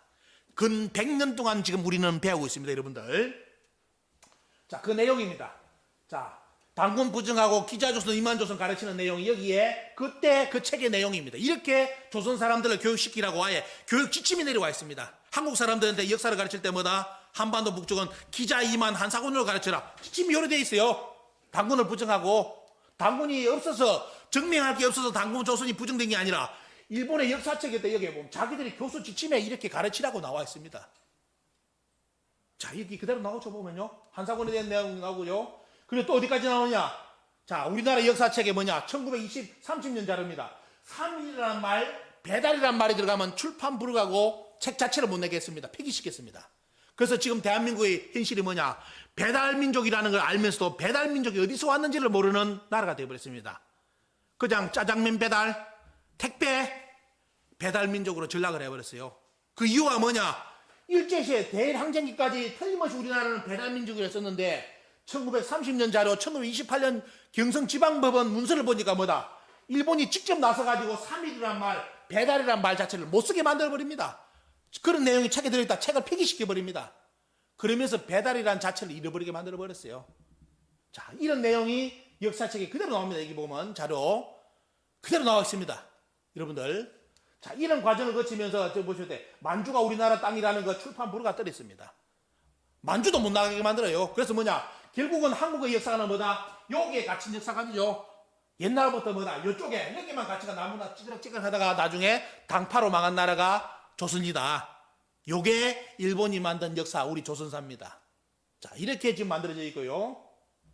그러면 과연 우리 역사책이 없었느냐? 조선시대 때. 여러분 오늘 충격적인 말씀드리겠습니다. 어떤 사람은 그럽니다. 일본이 조선을 침략할 때 우리나라는 우리 역사책이 없다고 가르쳐요. 역사책이 없었기 때문에 일본이 들어와가지고 실정사고로 우리나라 역사를 만들어줬다고 합니다. 과연 그럴까요? 여러분들 잘 보시기 바랍니다. 1705년 자료입니다. 여기에 보시면 우리나라 역사에 대한 기록이 다 그대로 나온 게 다 있고 보면요. 자, 1895년 조선학부 국사교과서 보겠습니다. 자, 여기 말합니다. 단군에 대한 기록이 이렇게 많습니다. 단군이 구이족을 통일해가지고 고조선을 건국했고, 단군이 뭘 가르쳤다? 고조선 사람들을 전부 다 머리를 닦게 만들었다. 편발개수를 했다는 기록이 나오고, 그때 홍수가 졌는데 홍수의 책임자가 평호였다. 거기에 대한 기록이 추천에 있다. 비석이 있다. 이거는 매월당 김시설이 또 언급을 했다. 이런 기록이 1895년 우리나라 조선학부 국사교과서입니다. 여러분들이 배웠던 국사책의 단군하고 비교를 해봐요. 1895년에는 단군이 살아있었습니다. 직접 어때요? 한국 사람이 머리 닦는 거, 그걸 편발개수를 하는데 그걸 단군이 가르쳤다는 기록까지 나와 있는 교과서가 그 시대 때 많았습니다. 그런데 문제는 뭐냐? 요거 싹 무시하고 어때요? 조선총독부에서 1920년 자기들이 만들어 온 역사를 가르치기 시작합니다. 그러면서 이것이 실정사기래요. 증명된 사기라고. 그래서 지금 최근에 이제 독립운동사가 밝혀지면서 여러분들 한국 독립당이라든지 보면 여기를 어때? 우리나라 역사가 한국 배달 조선 해가지고 한 차례도 단질 일이 없었다고 이렇게 역사책이 기록된 이런 자료가 지금 엄청나게 많이 발굴됩니다. 대한민국 임시정부에서는 1942년 우리 역사의 출발은 황국부터 해가지고 어때요? 저 대한민국까지 전 국가의 인격을 보존하였다고 이렇게 3.1절 선언문까지 발굴되었습니다. 독립운동했던 임시정부 사람들은 어때요? 기자조선, 이만조선, 한사고를 인정 안 했던 거예요. 다 거짓말이다. 그러나 주변국에서 때 중국하고 일본이 만든 역사를 돌리기 때문에 다 거짓말이기 때문에 그 받아들이면 안 되고, 원래 우리 역사대로 어때요? 한국 배달 조선 해가지고 나중에 대한민국까지 어때요? 이것이 우리 역사라고 임시정부에서 그렇게 3.1절 선언문을 내가지고 발표를 했는데도 우리 역사, 여러분들이 배운 역사책은 이거 한 줄도 안 들어가고 기자조선, 이만조선, 한사군이 들어갔습니다. 지금의 대한민국 국사는 대한민국을 만든 임시정부, 독립운동가들이 가진 역사관이 아닙니다. 누가 만든 조선 총독부가 가진 역사관을 우리는 배웠습니다. 그것이 마치 진짜 역사인 것처럼. 자, 이렇게 만들어졌습니다. 신채호 선생, 단군이 세 개의 나라였다는 거 가르쳤죠, 보면요. 3조선. 정의보 선생도 똑같이 가르칩니다. 기자조선, 이만조선 다 가짜다. 다 정의보 선생 다 가르쳤습니다. 자, 이런 분들이 가르친 역사가 지금 왜 대한민국 역사책에 한 줄도 안 들어가 있습니까? 자, 이것이 우리 현실이고요. 도산 안창호 선생, 이분 어때요? 당군에 대해서 너무너무 강조하신 분입니다. 흥사단까지 만들어가야 돼요. 당군 조선에 대해서 너무너무 강조하신 분이 흥사단 만드신 안창호 선생인데, 그런 내용도 아예 지금 흥사단에 있는 분들도 잘 모릅니다. 흥사단, 당군, 저분이 어떤 역사관을 가졌는지, 이것도 지금 교육을 안 해요. 이것이 우리 현실입니다. 그래서 결국은 결론을 드린다면, 한국의 미래를 결정할 수 있는 것은 과연 뭘까요? 지금 앞부분에 제가 강의를 시작할 때 한류에 대해서 이야기했습니다. 지금 전 세계를 몰아치는 한류는 지금 어때요? 그래도 남아있는 한국의 역사 문화의 틀 속에서 어때요? 거기서 콘텐츠가 생성돼 가지고 전 세계 사람들에게 감동을 주면서 우리 문화를 접할 수 있는 기회를 만들어주고 있습니다. 그런데 지금 당장 우리 현실은 어때요? 우리 대한민국의 현실은 주변국 중국과 일본, 그리고 국내의 역사학자들에 의해서 완전히 어때요? 이제 친일로 가느냐 아니면 친중으로 가느냐, 그 역사관에 매달려 가지고 지금 한국의 미래가 완전히 이제 묻혀가고 있습니다. 말 그대로 이렇게 간다면 다시 이제 대한민국 어때요? 문화의 대국 이런 말 자체를 안 할 겁니다. 결국 BTS도 어때요? 중국 사람이라 하겠죠, 보면요. BTS도 중국의 조선족의 BTS다 이런 쪽으로 이제 앞으로 아마 전 세계에 소개될 날도 얼마 남지 않았습니다. 자, 그래서 결국은 생산 문제로서 여러분 보셔야 되는데, 그래서 여러분들께 마지막 제 강의뿐만 아니라 앞으로 많은 강사들이 나와서 가지고 더 제가 말씀 못 드렸던 자세한 내용을 여러분들께 소개해 드릴 겁니다. 제가 배당받은 시간이 약 45분, 50분이에요. 몇 시간 해도 모자라는데 요 시간 안에 끝내라니까 한장합니다. 제가 짧게 시간 끝낸다고. 근데 문제는 다른 강의들 이제 쭉 들어보시면서 역사의 현실을 보시고요. 그래서 이번에 올해 대한사랑에서 작년에 한 5천 명이 올림픽 홀에 모여가지고 축제를 했지 않습니까? 근데 올해는 코로나 때문에 그래서 이걸 위기로 요번에 다시 위기를 기회로 요번에 전환시키기 위해서 11월 15일 날 뭐라 그러냐, 전 세계 한인 조직들, 이력 한류 팬들, 이분들께 돼요. 전부 다 지금 이 초대장이 나갑니다. 우리 문화의 현실을 알 수 있게끔 이 세계 개천문화 축제라는 이름으로 지금 유튜브라든지 앞으로 모든 광고가 엄청나게 나갈 겁니다. 한류의 모든 한인 단체들도 나갈 거고요. 그래서 뭐냐, 이번 기회로 이런 역사의 현실을 우리 국민들이 정확하게 알고 앞으로 한국의 미래, 우리 문화의 가치, 브랜드, 이걸 만들어내기 위해서 뭘 알아야 되는지, 거기에 내용을 소개하는 시간을 11월 15일을 디데이로 잡아가지고 준비를 하고 있습니다. 여러분들 당일날 많이 들어오시고요. 특히 우리 한인들, 해외 교포분들 2세 3세를 위해서 대한민국의 미래를 여러분들 꼭 걱정해 주시기 바랍니다.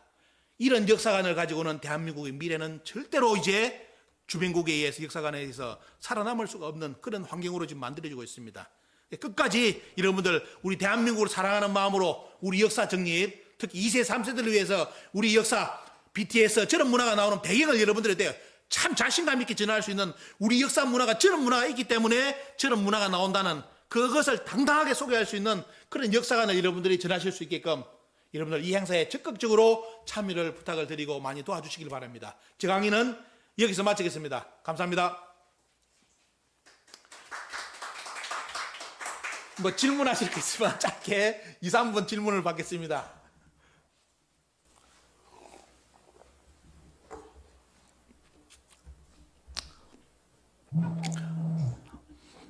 너무 속도전해가지고 지금 잠이 안 오시죠, 보면요. 중동에 강의를 딱 하니까 첫날 밤에 강의를 하니까 중동의 교포분들이 댓글을 달았는데 뭔 댓글 하느냐, 오늘 잠자기 걸렸다. 너무나 울분이 차올라가지고 이제 오늘 잠자는 건 끝났다. 이런 식으로 중동의 한인 지도자분들이 댓글을 올리더라고요. 현실이 이렇습니다. 맞아요. 그래서 여러분들 하여튼 많이 관심을 가져주시기 바라고, 미국 사회 우리 김강석 회장님 지금 우리 교포들 사이에 우리 역사관 정립하기 위해서 교과서라든지 많은 고민하고 계신데 빨리 이제 우리가 좀 자리 잡혀가지고 그 2세 3세를 위한 본격적인 교육이 우리 한인 지도자분들에 의해 가지고 좀 이렇게 강력하게 좀 시행됐으면 하는 그런 바람입니다. 그러면 다음 강의로 바로 여러분들 연결하겠습니다. 감사합니다. 수고하셨습니다. 감사합니다.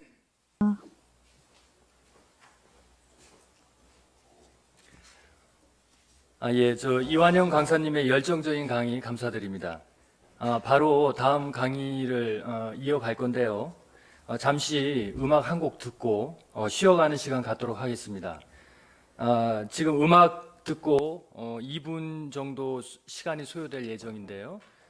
우리 동방민족의 최초의 애국가인 어화가를 다 같이 듣는 시간을 갖도록 하겠습니다. 어화가를 듣고 박덕규 강사님의 강의 계속 진행하도록 하겠습니다.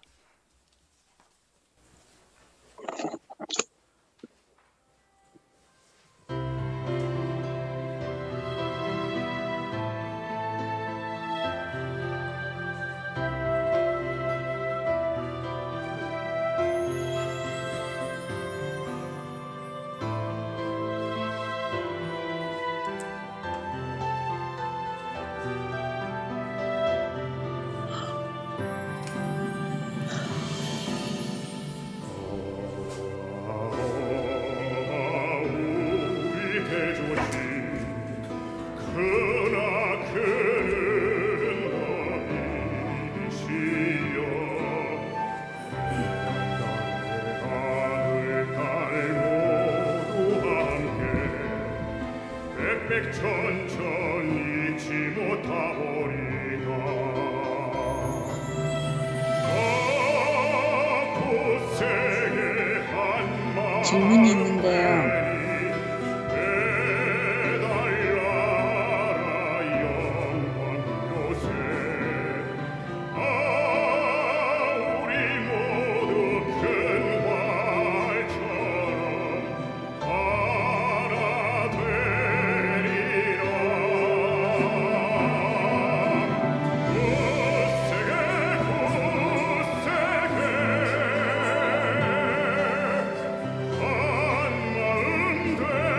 지금 그 유튜브 영상으로 어화가가 지금 나가고 있습니다. 그 줌으로 접속하고 계신 분의 선생님들도 잠시 이 상태로 대기해 주시면 어화가가 지금 유튜브로만 나가고 있습니다.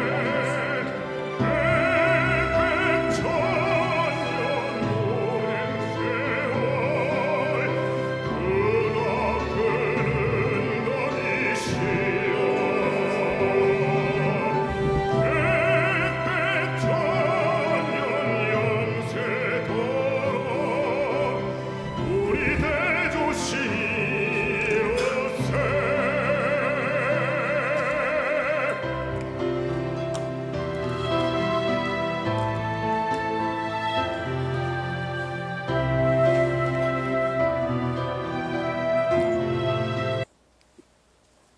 유튜브 소리 안 나.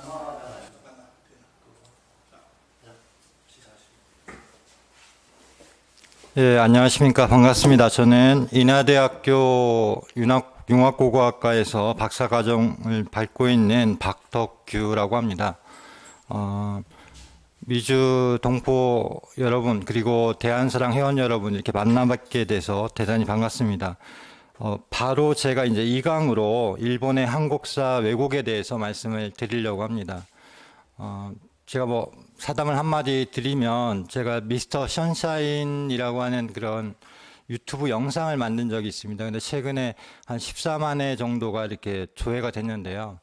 100년 전의 이야기지만 그 지금 젊은이들이 그 영상을 찾고 인기가 있는 이유는 물론 드라마가 재밌어서기도 하지만 지난 100년 전의 역사가 지금도 되풀이되고 있기 때문에 또 더 많은 공감을 얻기 때문에 그런 게 아닌가. 그래서 역사를 배워야 되는 이유는 무엇보다도 역사는 끊임없이 반복된다. 그래서 역사를 통해서 우리가 교훈을 얻고 미래로 나아가야 된다. 그런 생각을 많이 하고 있습니다. 그래서 우리 역사가 그 왜곡되는 과정은 크게 보면은 중화사관과 그리고 식민사관의 영향 때문에 잘못된 역사로 이렇게 빠지게 됐는데요. 제가 말씀드릴 내용은 일본의 한국사 왜곡, 메이지 시대부터 일제강점기까지입니다. PPT를 보면서 이렇게 말씀을 드리겠습니다. 보시면은 우리 아까 이한영 강사님도 말씀을 하셨지만은 우리 고대사는 특히 중국의 식민지 그리고 일본의 식민지로부터 시작이 되었다고 배웠고 가르치고 있습니다. 이것이 무엇이 잘못됐는지를 볼 텐데요. 먼저 중화사관의 역사 왜곡 문제입니다. 조금 어려울 수도 있는데요. 일단 중화사관이 뭐 다른 것이 아니고 존주양이라고 이렇게 들어보셨을 겁니다. 준화를 높이고 또 이렇게 그 외를 다 오랑캐로 부르는 그런 존주 양위의 그런 역사관이 공자의 춘추부터 시작이 되는데 사마천의 사기를 거치면서부터 확정이 되게 됩니다. 그래서 우리 역사도 고려 중엽 이후부터 이 삼국유사, 최양기, 웅제시, 동국사략을 거치면서 완전히 중국 중심의 고대사로 이렇게 바뀌게 됩니다. 자, 삼국유사는 아시는 것처럼 고려 때 일현이 쓴 우리 고대 사서인데요. 환국, 신시, 조선의 역사를 이렇게 기록을 했습니다. 그런데 고려 말로 들어서면서 이제 제왕기가 6년 후에 이승유가 제왕기를 써서 임금에게 바치면서 이 제왕기에는 전후 조선으로 이렇게 나뉘게 됩니다. 단군조선, 그러니까 옛 조선이 전조선과 후조선으로 나뉘는데 전조선은 단군 조선이고 후조선은 기자가 세운 기자조선이 이제 편입이 됩니다. 그리고 조선 초가 되면은 조선 태조 때 권근이 명나라 황제에게 불려가서 우리의 고대사를 이제 중화사관에서 완전히 왜곡하게 되는 응제시라는 걸 쓰게 됩니다. 이때는 다시 하나가 더 쪼개져서 삼조선으로 나뉩니다. 단군, 기자, 위만의 삼조선을 나뉘게 되고 이것이 또 좀 7년 뒤에 동국사략이 편찬이 되면서 완전히 조선은 중국의 제후국이 됩니다. 예전에 봉건제도라는 게 다른 게 아니고 중국에 황제가 있으면은 그 변방에 있는 나라들은 중국의 봉건 제후국이 돼서 왕이 되면은 책봉을 받게 되어 있습니다. 책봉을 받아야만 왕으로서 인정을 받고 중국은 천자고 주변국 모두 이렇게 제후가 되는 그런 책봉 제도를 따르게 되어 있습니다. 그 책봉 제도를 완전히 확정 지은 것이 바로 조선 태종 때 동국사략입니다. 동국사략의 내용을 보겠습니다. 태종의 왕명으로 이제 편찬을 하게 되는데요. 권근, 하륜, 이첨 등이 이렇게 편찬을 같이 했습니다. 그래서 단군, 기자, 위만의 삼조선을 설정하고 마한을 기자의 후예로, 진안을 진나라의 유망인으로, 변한을 출자불명으로 서술을 했습니다. 이 내용은 뭐냐면 쉽게 말하면 우리의 조상은 중국 사람 또는 뿌리를 알 수 없는 사람으로 기록을 한 것입니다. 그러니까 우리의 고대사가 잃어버리게 되는 결정적인 계기가 되기도 하는데요. 이것은 이승유의 제왕기와도 또 다릅니다. 이승유는 제왕기에서 분명히 단군의 후예다라고 기록을 했는데 이것마저도 이렇게 부정을 하게 됩니다. 자, 금방 말씀드린 동국사략의 내용을 이렇게 보시면은 마하는 기자의 후예, 진안은 진의 유망민, 변한은 출자불명에 대해서 뿌리를 잃어버린 그런 민족이 된 것입니다. 자, 동국사략의 내용을 좀 더 보면요. 거서관, 차차웅, 이사금과 같은 신라의 고유한 왕호를 비하, 천하고 촌스럽다는 것입니다. 비하단 이유로 모두 왕으로 고쳤었다. 중국의 그런 호칭을 따르게 됐다는 거고요. 그 다음에 여왕, 태후, 태자 등의 칭호도 제후의 명분에 맞지 않는다 하여 바꿨습니다. 그러니까 제후국의 명분에 맞지 않으면은 모조리 이제 삭제를 하고 바꾸게 되는 것입니다. 그리고 고대의 제천 행사, 불교 행사, 도교 행사, 기타 여러 것들을 이단 문화 또는 강상의 윤리에 어긋나는 행위 또는 제후의 명분에 어긋나는 행위로서 일일이 준엄한 심판을 가하였다. 그러니까 역사 심판을 한 겁니다. 이때 중국 중심으로. 그리고 신의한 내용을 담은 신하나 전설은 황탄 불경한 것으로 여겨서 대부분 삭제하고 싣지 아니하였다. 자, 그 다음에 있는 일이 뭐냐면은 이 동국사략을 편찬한 후에 세조 때부터 예종, 성종을 거치면서 3대에 걸쳐서 우리의 고대 사설을 모두 걷어들입니다. 쉽게 얘기하면 불원서적이기 때문에 다 걷어들이고 그 뒤에 바로 성종 때 동국통감을 편찬하게 됩니다. 보시면 세조 3년에 포고령을 보면은 고조선 비사 등의 문서를 사처해서 간직하지 말 것을 명하다. 그러니까 국가에서 편찬한 관찬 사서가 아니면 절대로 사서를 민가에서 갖지 못하도록 소장하지 못하도록 다 걷어들이게 됩니다. 이것은 나중에 이제 일제 강점기가 시작이 되면서 바로 수수령을 내리고 압수령을 내리고 했던 거랑 똑같은 과정을 거칩니다. 그래서 관찬 사서인 동국통감이 편찬이 됩니다. 자, 동국통감의 내용을 보면요.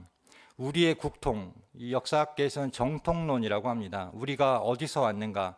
예를 들면 대한민국의 정통성을 어디서 찾아야 되는가라는 것은 이제 국통이라고 하는데요. 이 국통이라는 말은 석주 이상용 선생이 쓰신 책에 보면 서사록에 보면 그 내용이 나옵니다. 우리의 국통이 어디인가 나오는데요. 우리의 국통을 기자조선, 마한, 신라로 이렇게 이어지게 했습니다. 이 굉장히 심각한 문제인데요, 사실은 이 부분이. 그래서 신진 사림이 참여함으로써 사림의 역사 의식이 크게 반영되었다. 강상의 명분을 강조했다. 이렇게 돼 있습니다. 이 강상의 명분이 뭐냐면 아까 말씀드린 것처럼 존주양입니다. 쉽게 얘기하면 주나라가 천자국이고 그 변방으로 갈수록 제우, 경, 대부, 사, 서인 등의 오복 제도를 강조하는 게 바로 강상의 명분입니다. 그래서 이 예를 들면 수레나 어떤 그 궁궐을 짓거나 집을 짓거나 옷을 입거나 하는 것들이 모두 이 천자와 제후의 그 명분에 맞추도록 되어 있습니다. 만약 이런 분수를 지키지 못하면 참남하다라고 했습니다.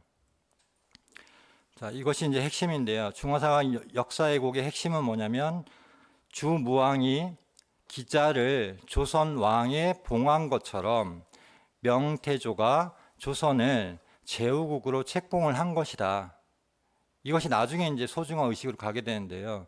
우리는 책봉을 받은 중국의 천자로부터 책봉을 받은 제후국이다. 그것이 우리의 명분에 맞다라고 해서 이 명분론을 기준으로 해서 우리의 고대사를 다 사실은 왜곡을 하고 바꾸게 되는 것입니다. 그 영향이 지금까지도 미치고 있는 것이죠. 그래서 율곡 이이 같은 유학자는 기자께서 조선에 이르시어 우리 백성을 천한 오랑캐로 여기지 않고 후하게 길러주시고 부지런히 가르쳐 주셨다. 우리나라는 기자에게 한없는 은혜를 받았으니 하면서 이제 기자를 찬양하고 당군의 출연은 문헌상 상고할 수 없다라고 해서 신화로 만들기 시작을 합니다. 사실은 신화나 전설 이렇게 되는 것입니다. 근데 이 당군을 왜 상고할 수 없다 또는 이렇게 애매모호하게 표현을 하냐면 사실은 당군 이전에 신시 그러니까 환웅 천황이 있었고 그 이전에 또 환인 환국이 있었는데 이 부분을 만약에 인정을 하고 말하게 되면은 쉽게 얘기하면은 하늘로부터 왕권을 부여받은 천자국이 됩니다. 그러면 중국에게 여러 가지 눈치를 봐야 하고 문제가 생기기 때문에 당군부터 그 이전의 역사를 사실은 말살하는 과정을 거치게 됩니다. 이것이 바로 중화사관의 핵심이고요. 그래서 우리는 당군 조선 이전의 역사를 잃어버리게 되는데 어쩔 수 없이 조선시대 때는 삼조선 체제를 인정을 하고 이때부터 우리 역사가 시작됐고 마한의 어떤 70여 개의 소국으로부터 신라로 이어져서 이런 신라 정통론이라고 합니다. 마한 신라 정통론을 우리 역사의 주류로 이렇게 삼게 됩니다. 여기서 문제는 뭐냐면 고구려나 그 이전의 부여나 이런 역사가 사실은 말살이 되죠. 왜 그러냐면은 한반도 북부에 있던 그런 우리의 역사는 오랑캐의 역사를 이렇게 밀어붙이게 됩니다. 자, 그 다음에 이제 식민사관의 형성과 전개 과정인데요. 일본은 에도 시대, 그러니까 17세기부터 우리의 고대사를 연구를 합니다. 그래서 에도 시대 때 동국 통감을 자신들이 발간을 하게 되는데요. 이 동국 통감부터 서문에 이렇게 썼습니다. 당군은 스사노의 아들이다. 그러니까 일본의 어떤 고대 조상의 아들이라는 겁니다. 자, 이 내용인데요. 하야시 라잔이라고 있습니다. 일본의 가장 유명했던 그런 성리학자였는데 이 성리학을 배운 사람들은 태계 이항을 존경하고 또 조선의 그런 유학자들을 존경을 해서 조선을 배우자 그런 분위기였는데 이때부터 사실은 바뀌게 됩니다. 그래서 서문에 하야시 가오라고 해서 라잔의 삼남입니다. 이 사람이 뭐라고 썼냐면 당군은 스사노의 아들이다. 그래서 일선 동조론이라는 게 바로 이때부터 시작이 됩니다. 그리고 이걸 쓴 이유는 뭐냐면 대일본 제국사를 쓰기 위한 것이었고 결국에는 조선에 대한 역사 침탈로 이어지게 됩니다. 자, 그 다음에 이제 나온 것이 뭐냐면 메이지 시대입니다. 메이지 시대 때 국사안이라는 것을 편찬을 하게 됩니다. 이 국사안은 호시노, 시게노, 구메 이렇게 세 사람이 공동으로 저술을 합니다. 근데 그 내용이 뭐냐면 도반명은 신라의 주인이었다. 그래서 이란 동영론이라고 하는데요. 이게 뭐냐면 일본과 조선의 고대 영토는 쉽게 얘기하면 같다는 겁니다. 그래서 이 역사 침탈이 어떤 교두부를 마련하게 되고 한반도 남부는 일본의 옛 땅이라는 것인데 이게 이제 임나 일본부와 연결이 됩니다. 그래서 이 세 사람이 1890년에 논문에서 이렇게 얘기합니다. 스사노가 신라의 주가 되었다. 상세에 이란 이력이었다고 주장하기 위해서였다. 일본 국민으로 하여금 한토, 이 쉽게 얘기하면 지금의 한반도죠. 우리의 옛 땅이었다고 인지시키면 그 영토 확장의 기운을 돋굴 수 있다고 생각한 것이다. 이것은 일본 양심 있는 학자가 쓴 논문에 있는 내용을 발췌한 겁니다. 자, 그 다음에 나온 게 이제 단군고입니다. 단군고는 뭐 많이 들어보셨는지 모르겠지만 시라토리 구라키치가 1894년에 쓴 것입니다. 이 내용의 핵심은 뭐냐면 단군은 고구려인이 만든 전설이다라고 주장을 하기 시작합니다. 이전에는 단군을 인정을 합니다. 왜? 일선 동조론과 이란 동영론을 주장하기 위해서 단군을 인정을 하는데 이때부터는 거꾸로 단군을 부정하기 시작합니다. 그래서 단군이란 칭호는 불교 설화 중에 전단에서 따온 것이라고 했다. 삼국유사의 단군에 관한 기술은 고구려인들이 만든 전설이라고 하며 거기에서 알 수 있는 것은 고조선 시대의 역사적인 사실이 아니라 고구려 시대의 사상이다. 그러니까 역사가 아니고 사상이고 전설이고 그 어떤 그 꾸며진 이야기라는 것입니다. 그래서 신화 전설과 역사를 구별해야 한다고 주장하였다. 이 내용이요. 지금 역사학자들이 주장하는 것과 사실은 거의 똑같습니다. 만선사관을 또 창시를 했는데 이 사람은 후에 만주 침략과 만주국 건설을 준비하면서 일선 동조를 반대했다. 일제강점기에 그런 사학자들을 식민사학자 또는 어용사학자라고 부른 이유가 뭐냐면 당시 그때그때의 어떤 정치적 문제에 따라서 자신들의 역사관 또는 역사학을 다 바꿉니다. 그때에 맞춰서. 그러니까 아까 단군을 인정을 했다가 부정을 하고 또 다시 인정을 하고 이런 과정을 계속 거치게 되는데요. 시라토리 구라쿠치 어떤 이 사람은 비교 언어학적 연구를 또 많이 합니다. 그래서 일본 민족의 독자성 주장을 만드는데요. 일본 민족은 세계 유례가 없는 독자적인 존재이며 일본에서 독자적으로 형성 발전했다는 주장이다. 이는 일선 동조론과는 이질적인 것이었다. 그 이전의 내용과 또 반대되는 얘기를 합니다. 그 다음에 이제 그 경제 분야에서는 정체성론이라는 것이 나오게 됩니다.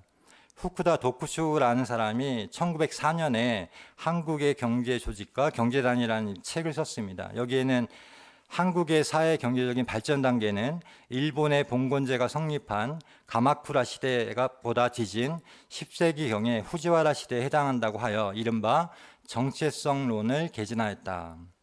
후쿠다 도쿠조의 논에 비친 한국 사회는 일본보다도 수백 년 이상이나 낙후된 후진 정체의 사회였다.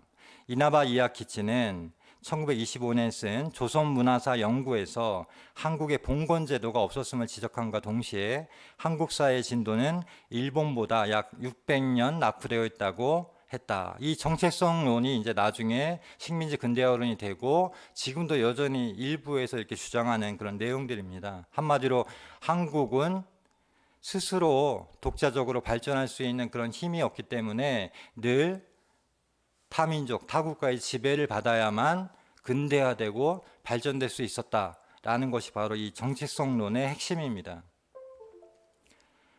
자, 그 다음에 이제 그 식민사관의 전개 과정인데요. 이제 대일항쟁기로 이렇게 접어들게 됩니다. 그러면서 제일 먼저 했던 게 뭐냐면 단군을 부정하는 것입니다.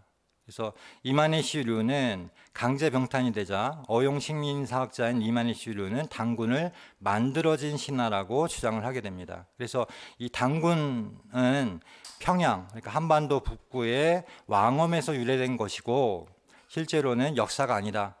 신화다라는 것인데요. 이것도 왜 부정을 하게 되냐면 그 결정적인 계기는 일본의 조상신인 스사노와 단군을 같이 이렇게 합사하려고 하는 그런 움직임이 있었습니다. 아까 말씀드린 것처럼 일선 동조론을 통해서 이제 어떤 침략을 명분화하는 과정에서 그 강제 병탄이 되자마자 그 정치 쪽에서 단군과 스사노를 같이 모시자, 같은 조상 아니냐라고 하는 움직임이 생기니까 이 이마니시 류가 그거에 반대하기 위해 사실은 이런 논문을 쓰고 단군은 신하다라고 주장을 합니다.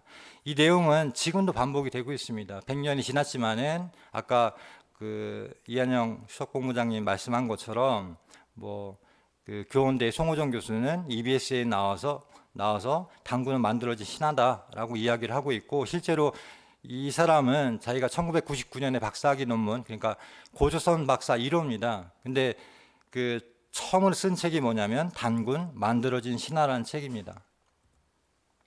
자, 그 다음에 나온 것이 이제 조선의 개국 전설이라는 책인데요. 이 내용도 마찬가지입니다. 단군 전설은 한반도 북부 지역에서 발생한 것이다. 그래서 남부 지역과 상관이 없다. 이 내용이 왜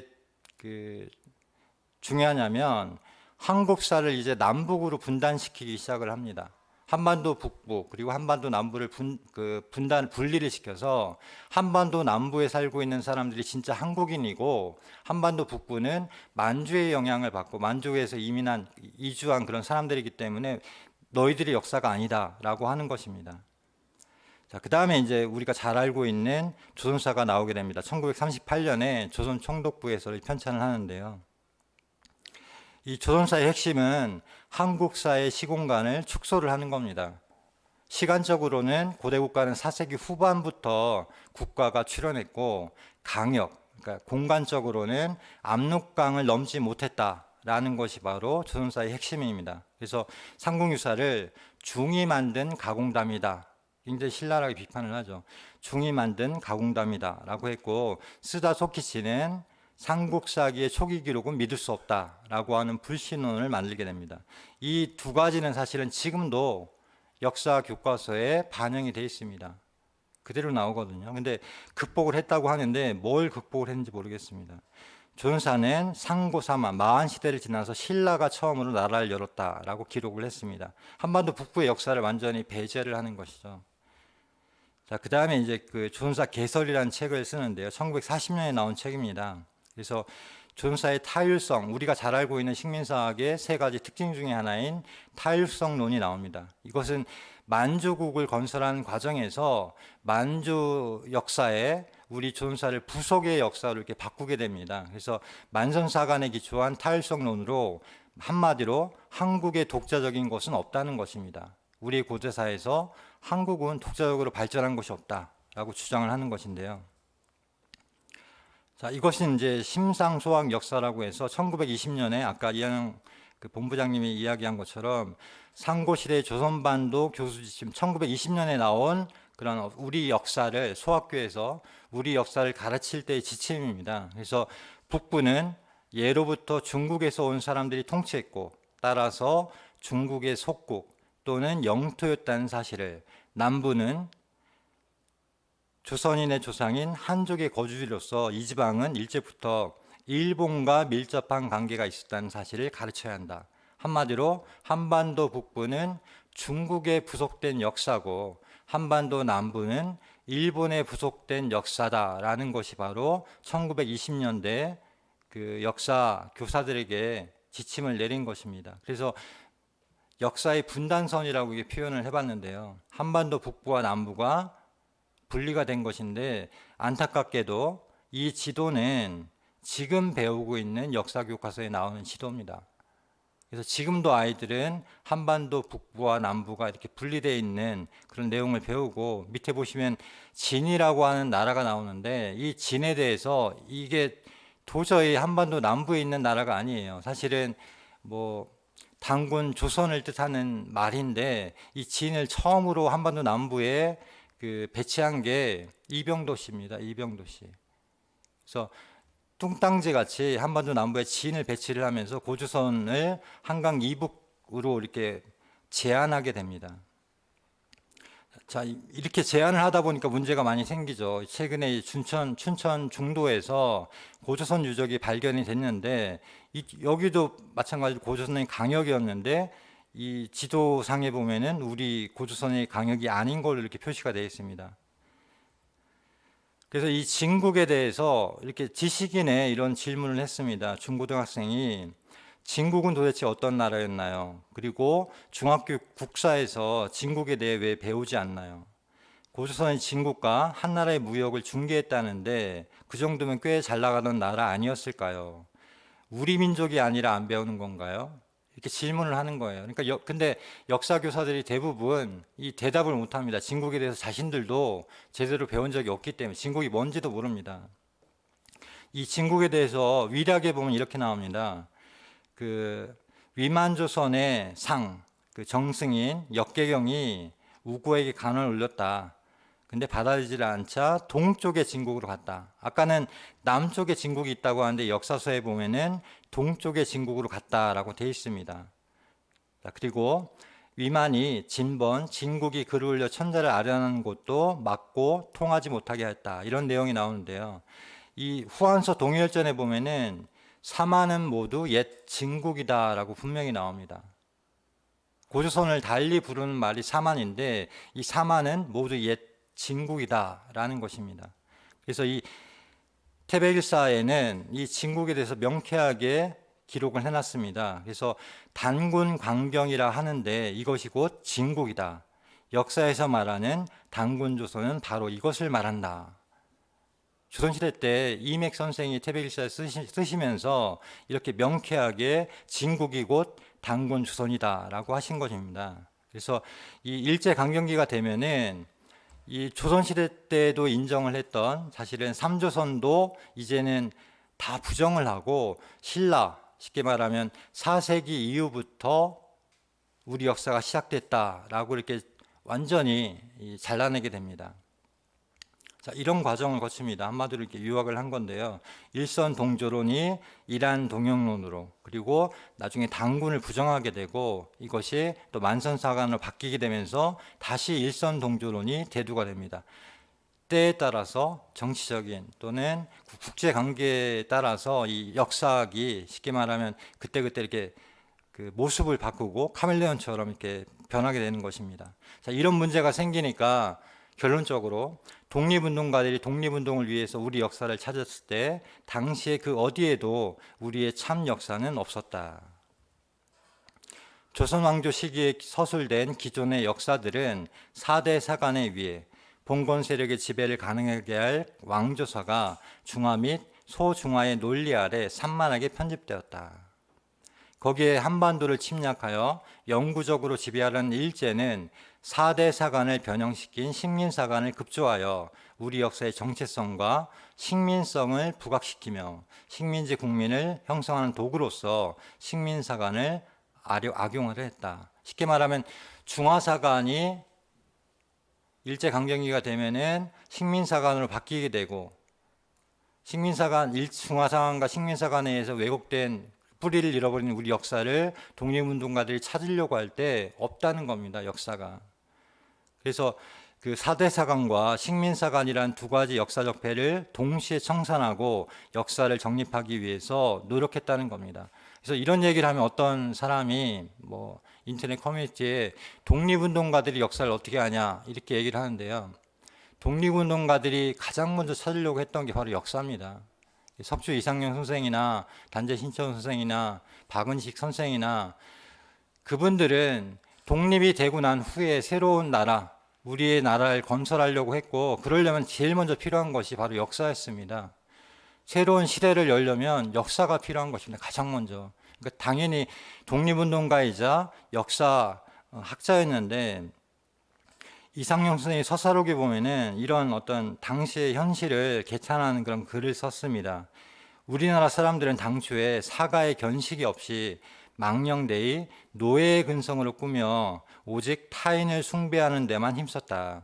지금 노예사관으로 백성을 가르치고 있으니 어찌 노예 근성을 길러 참담한 지경에 들어가지 않도록 할 수 있겠는가. 당시의 역사학이라든지 역사관이라든지 또 사람들이 배우는 역사라는 것이 한마디로 노예를 기른다는 것입니다. 노예를. 그래서 박은식 선생은 한국 통사라고 하는 이 비통할 통자입니다. 이 책을 쓰시게 되는데 일제 총독부가 이 통사에 놀라서 조선사 37권을 나중에 펴내게 됩니다. 그런데 자신의 호를 뭐라고 했냐면 태백광로라고 했습니다. 태백은 우리 한민족을 뜻하는 말이고 나라를 잃은 미친 노예다. 왜 이렇게 호를 지으셨을까요? 단재 신철 선생도 역사를 쓰는 이는 모름지기 그 나라의 주인 되는 민족을 선명히 나타내어 그를 주체로 삼아야 한다. 만일 그렇지 못하면 그것은 무정신의 역사다라고 했습니다. 이 단재 선생을 민족주의, 어떤 국수적인 민족주의를 이렇게 몰아세우는 경향이 있습니다. 지금도 주류 사학계에서는. 근데 우리는 한 번도 민족주의가 주류가 된 적이 없습니다. 그리고 민족주의도 열린 민족주의가 있고 국수적인 민족주의가 있습니다. 그런데 뭐 우리의 민족사는, 고대사는 열린 민족주의고 민족을 주체로 내세우자는 것이지 어떤 타 민족을 배척하자 또는 지배하자 그런 민족주의가 아닙니다. 그러나 독립운동가들이 역사적 배의 청산 시도는 철저하게 좌절되었다. 심지어 1945년 해방 이후에도 독립운동가들이 청산하고자 시도했던 역사 적폐는 아직도 살아 현재의 한국 역사까지 집어삼키고 있다라고 하고 있습니다. 지금도 남아있다는 것이죠. 그래서 지금도 남아있는 그런 흔적들을 보겠습니다. 먼저 교육학술 분야 친일파 첫 번째 인물이 바로 이병도 씨인데요. 이 이병도 씨의 행적을 보면은 1919년에 와세다대학교 사학과를 졸업을 하게 됩니다. 이때 스승이 스다 소키치입니다. 그리고 1925년에 조선사 편수에 들어가서 수사 간부를 지냅니다. 34년에 진단학회를 설립하는 데 참여를 합니다. 1954년에 해방이 되고 나서 친일파이기 때문에 배척이 됐다가 다시 이사장으로 복귀를 합니다. 이 한국 전쟁이 끝난 어수선한 그 틈을 타서 다시 이제 그 이사장이 되는데요. 문제는 이때 서울대학교 대학원장을 진행하게 됩니다. 그리고 1955년에 국사편찬위원회 위원장을 지냅니다. 1960년에 문교부 장관과 학술원장을 지냅니다. 1980년에 이렇게 훈장을 탑니다. 환단고 위서론자들은 그 민족 대배달 민족회나 여러 가지 그 당시에 그 우리의 고대사를 찾으려고 했던 그런 그 역사학자들이, 민족사학자들이 전두환, 쉽게 얘기하면 군부 독재에 비호를 받았다라고 주장을 하지만 거꾸로입니다. 이 친일파가 오히려 그 군사정권의 비호를 받고 훈장을 타게 됩니다. 자, 그 다음에 이제 이병도 씨와 함께 그 조선사 편수에 참여했던 신석고 씨의 행적입니다. 1929년에 경성여대, 지금의 서울대학교입니다. 사학과를 졸업을 하고 30년에 조선사 편수의 수사간부에 같이 참여를 합니다. 1946년에 중등교사 교원 양성소를 설립을 합니다. 쉽게 얘기하면 지금의 교원대학교입니다. 한국교원대학교와 같은 곳인데요. 그리고 국사관을 설립을 합니다. 국사편찬위원회입니다. 1949년에 국정교과서 편찬 심의위원과 문교부 편수국장, 성균관대 교수를 겸임합니다. 1962년이 문제인데요. 독립유공자 상훈 심의위원회에 참여를 합니다. 한마디로 친일파가 독립유공자들을 상훈하는 심사위원으로 참여를 하는 것입니다. 이 말이 되는 얘기입니까? 1972년에 영남대 대학원장과 한국사연구회 회장을 합니다. 를 조직하고 회장이 됩니다. 1972년에 문교부 편수국장과 성균관대 이사, 고등고시 위원이 됩니다. 한마디로 이병도 씨와 신석호 씨가 한국 역사학계의 주류가 되고 태두가 됩니다. 자, 이병도 씨는 학설은 대부분이 극복이 됐고 지금은 인용하지 않는다라고 하는데요. 제가 찾아보면은 한국사 데이터베이스라고 해서 국사편찬위원회에서 만든 그런 우리 그 고대 사료, 사서들을 볼 수 있는 그런 사이트입니다. 여기에 들어가서 이병도 씨의 그 주석을 제가 보니까 980개가 있습니다. 980개. 이게 어떤 수준이냐면 윤내영 교수의 주석은 54개밖에 인용이 안 돼 있습니다.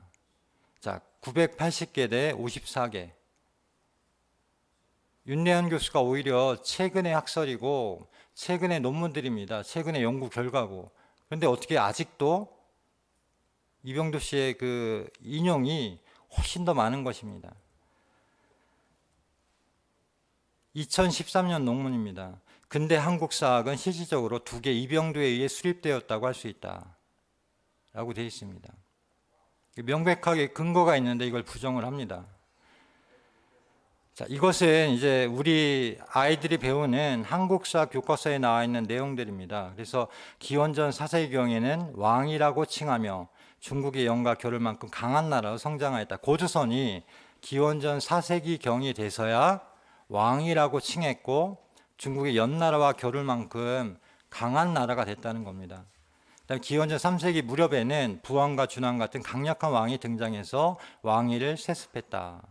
고조선에 부왕과 준왕에 대한 기록이 나온다. 이때가 됐어야 이제 세습이 되고 강력한 왕이 등장했다는 겁니다. 실제로는 번안이죠. 번조선의 그런 왕인데요. 자, 그 다음에 보면은 위만 조선에 대해서 나옵니다. 쉽게 얘기하면 위만이 그 쿠데타를 일으켜서 번조선의 준왕을 몰아내고 그 번조선의 그 왕이 되는 것인데요. 문제는 위만 조선은 철기 문화를 본격적으로 수용하고 철제 무기를 이용하여 주변으로 세력을 확장하였다라고 해서 마치 위만 정권이 들어서고 난 다음에 철기 문화가 본격적으로 수용되고 이것을 이용해서 이 주변으로 세력을 확장한 것처럼 이렇게 묘사를 했는데요. 문제는 뭐냐면 철기 문화가 위만 조선의 건국과 연결시킨 이런 주장은 어디서 나온 거냐면 처음 일본 연구자들을 중심으로 제기되었다라는 것입니다. 이건 정인성 교수의 논문에서 제가 발췌를 한 겁니다. 일본 학자들이 주장하는 것이고 이 내용이 지금도 나오고 있다는 것입니다. 그 다음에 이제 한무제가 그 위만 정권을 이렇게 공격을 해서 결국에는 위만 정권이 멸망을 당하게 되는데요. 그 과정에 대해서 이렇게 얘기를 합니다. 한의 침략으로 전쟁이 시작되었다. 한은 고조선의 일부 영토에 낭랑현도 등 군현을 설치했다. 쉽게 얘기하면 식민지를 건설을 했다는 겁니다. 근데 한 군현은 중국의 선진 문물을 받아들여 여러 나라에 전하는 창구 구실도 했다. 그래서 한의 식민지가 선진 문물을 받아들이는 창구 역할을 했다는 것입니다. 이게 바로 이제 식민사관을 극복했다는 것인데요. 자, 복희대 교수의 논문에 보면은 그 한군은 위치가 이제 문제가 되고 있습니다. 아시는 것처럼 한사군이 평양에 있었냐 아니면 저 요소나 요동에 있었냐 하는 문제들이 지금도 논쟁을 끊임없이 벌이고 있습니다. 100년간의 논쟁입니다. 사실은 그 이전엔 조선시대 때도 조선 500년 동안 이게 계속 끊임없이 논쟁을 하게 되는데요. 19세기 말에 일본의 침략을 받으면서 한군현 위치 논쟁은 사라지고 일본 학자들이 한국사 연구의 주도권과 서술권을 갖게 되면서 논쟁은 없어지고 일방적으로 한반도 평양으로 굳어졌다라고 되어 있습니다. 이들의 설은 곧 정설로 받아들여지면서 대동강 유역을 낭랑군 지역으로 보기 시작했다. 대동강 유역에서 많은 무덤을 발굴했는데 중국계 유물이 많이 나오는 무덤을 집중적으로 조사했다. 그러니까 일본 학자들에 의해서 이것이 한사군 평양설이 주류가 되는 겁니다. 정설이 되고 지금도 역사학자들은 한반도 그 한사군 평양설은 조선 때부터 이미 그 완성이 된 것이고 정설이다라고 주장을 하는데 사실은 일제강점기 때부터 정설이 된 것이고 그 이전에 끊임없이 논쟁이 있었습니다. 자, 그 다음에 이제 교과서에 나와 있는 내용을 조금 더 보겠습니다. 고구려에 대해서 이렇게 얘기를 합니다. 고구려는 중국의 문화를 받아들이기에 유리한 지역에 자리 잡아 성장이 빨랐다. 험준한 산악 지역으로 고구려는 정복 활동을 활발히 펼쳐 주변 지역으로 세력을 넓혔다라고 되어 있는데요. 교과서는 조금 순화시킨 겁니다.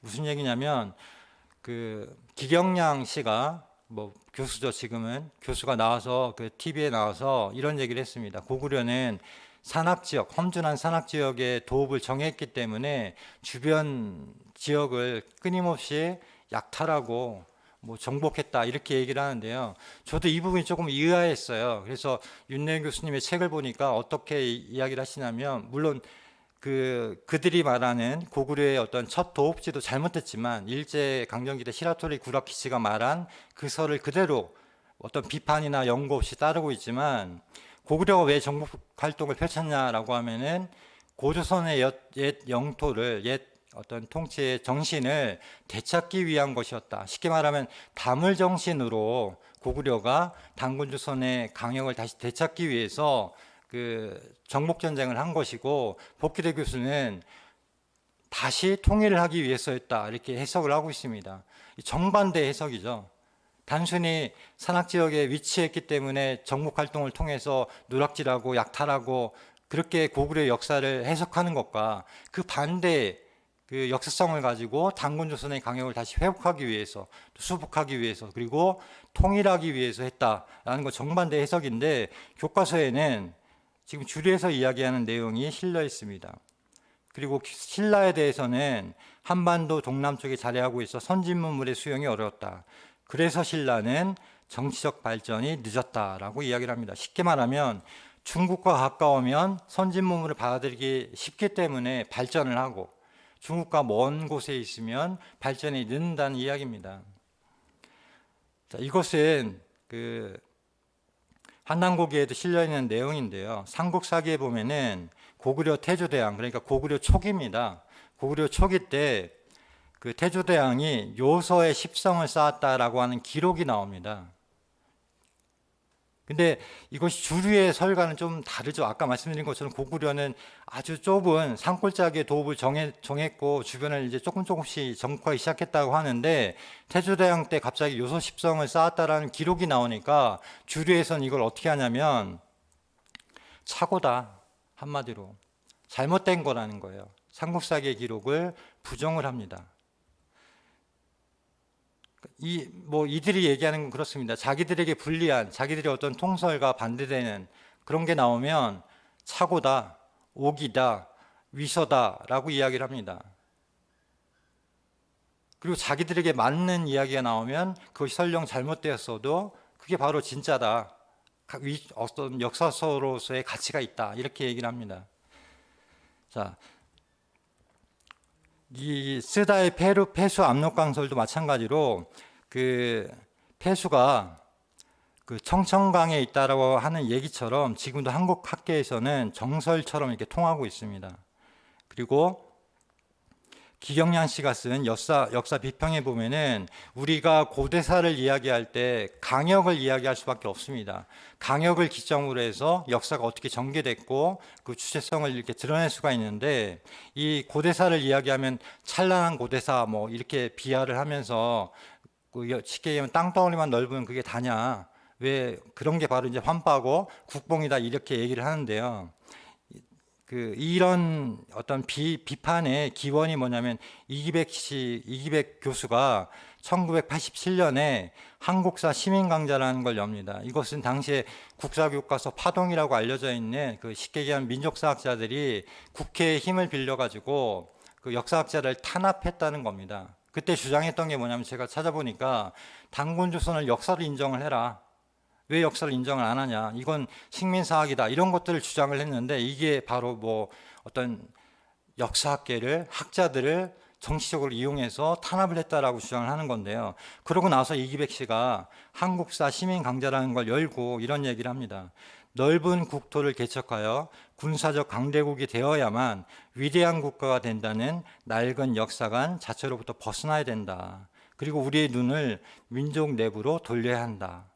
이 이야기를 하면서부터 그때부터 주류 역사학계의 어떤 민족사학에 대한 저항은 이것으로 고착이 됩니다.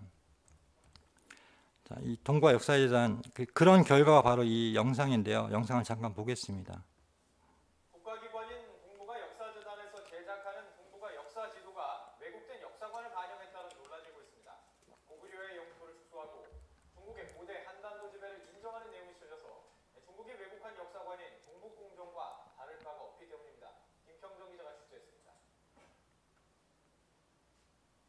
동북아 역사재단에서 제작하는 고조선 시대의 한반도 지도입니다.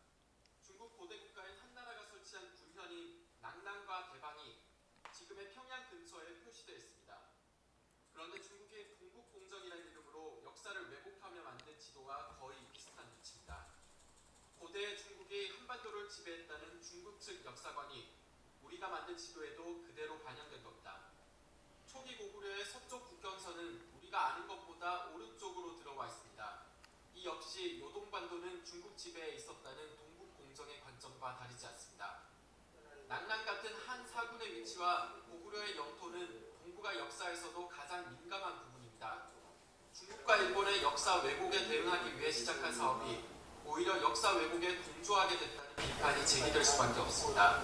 이 지도를 발간했을 경우에 중국에서 북한 유사시에 북한을 차지하고 여기는 우리 땅이다라고 하고 한국 대한민국 정부기관은 정부가 역사재단에서 만든 지도에 우리 거라고 표시되어 있지 않느냐라고 말하면 동북아 역사재단은 올해 말을 목표로 수차례 검증을 통해 역사 지도를 완성할 예정이라며 지금 공개된 것은 서강대에 용역을 줘서 나온 중간 결과라는 점을 고려해달라고 해명했습니다.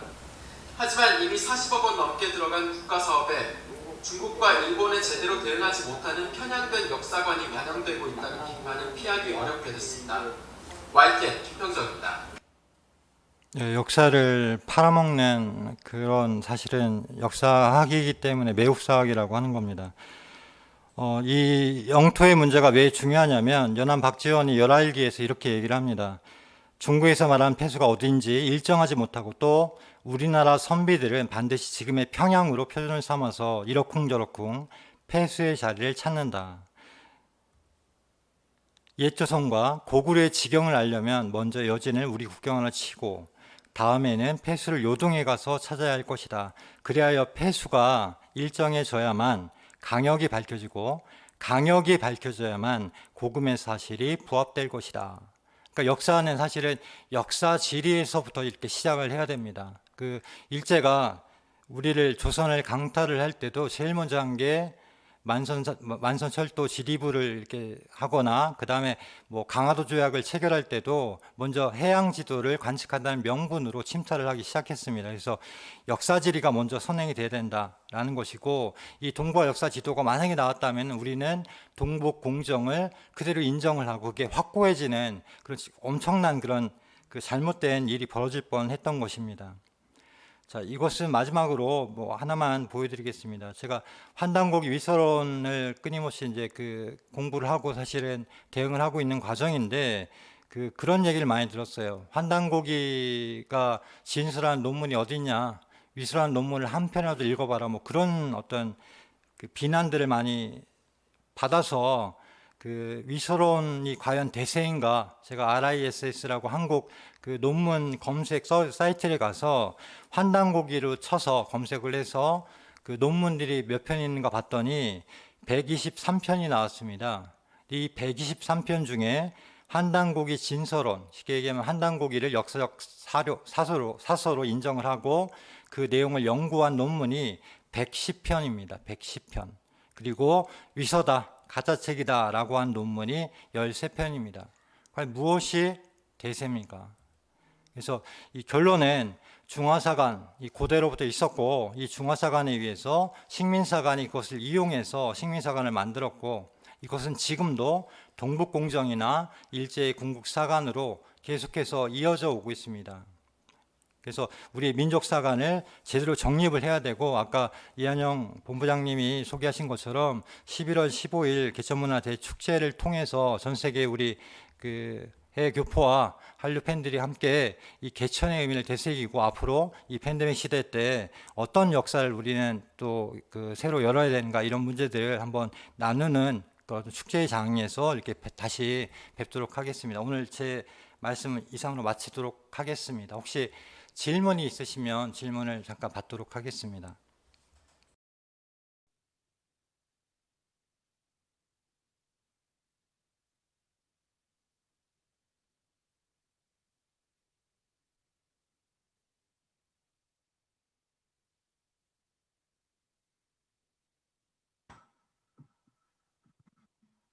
대단히 감사합니다.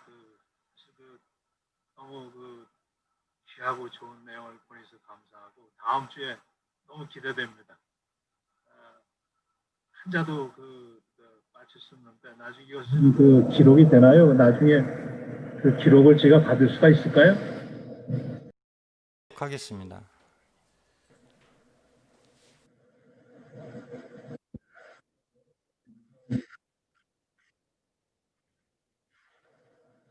감사합니다.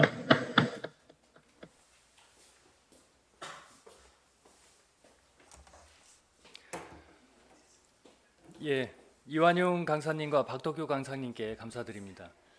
예, 오늘 많은 선생님들 개인적으로 또 반가운 분도 계시고 이렇게 좀 개인적으로 말씀을 좀 나누고 싶은 시간이지만 시간이 제약이 돼 있어서 저는 또 이렇게 화상으로 뵙게 돼서 개인적으로 굉장히 반갑고 감사드리고 있습니다.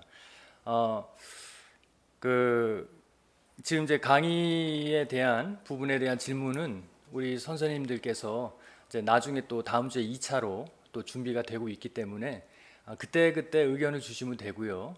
그리고 또 궁금증이 있으면 우리 지부장님들께 이제 이렇게 질문을 하시고 또 개인적으로 저한테도 주시면요 참고해서 거기에 대한 또 답변을 드리도록 하겠습니다. 또 지금 이 시간까지 미국을 포함해서 해외 지역 모든 지역에서 함께해 주신 우리 대한사랑 그 해외 지부장님들 그리고 해외 그 대한사랑 회원님들 그리고 또 이 시간에 처음으로 접속하신 분들 모든 분들께 다시 한번 감사의 말씀드립니다. 지금 전 세계가 코로나19로 좀 많이 어려움을 겪고 있습니다. 그리고 또 전 세계가 코로나19로 비대면 사회로 가고 있고 거리두기로 지금 전환이 되고 있는데요. 오히려 저희는 이렇게 대한사랑 이런 행사를 통해서 뜻을 같이 하는 우리 여러 선생님들과 또 회원분들과 함께 이렇게 거리를 좁혀가고 있으니 바로 이 점이 저는 개인적으로 이 부분에 큰 의미를 두고 싶습니다. 이 함께 한다는 게 너무도 소중하고 그리고 너무도 행복한 일이라고 생각합니다. 다음 강의 안내해 드리겠습니다. 그 다음 강의는 다음 주입니다. 한국 시간으로 30일 금요일 오전 9시가 되겠고요. 그리고 미국 동부 시간으로 29일 목요일이죠. 오후 8시가 됩니다. 서부는 오후 5시가 되죠. 그 시간에 다시 오늘처럼 같이 함께하는 시간을 갖도록 하겠습니다. 다음 강의는 그 박석재 대한사랑 이사장님을 모시고 강의를 듣는 시간을 갖고요. 그리고 전동원 강사님을 모시고 이 두 분의 강의를 듣는 시간을 갖도록 하겠습니다. 오늘 늦은 시간까지 함께해 주셔서 감사드립니다. 다음에 뵙겠습니다. 감사합니다.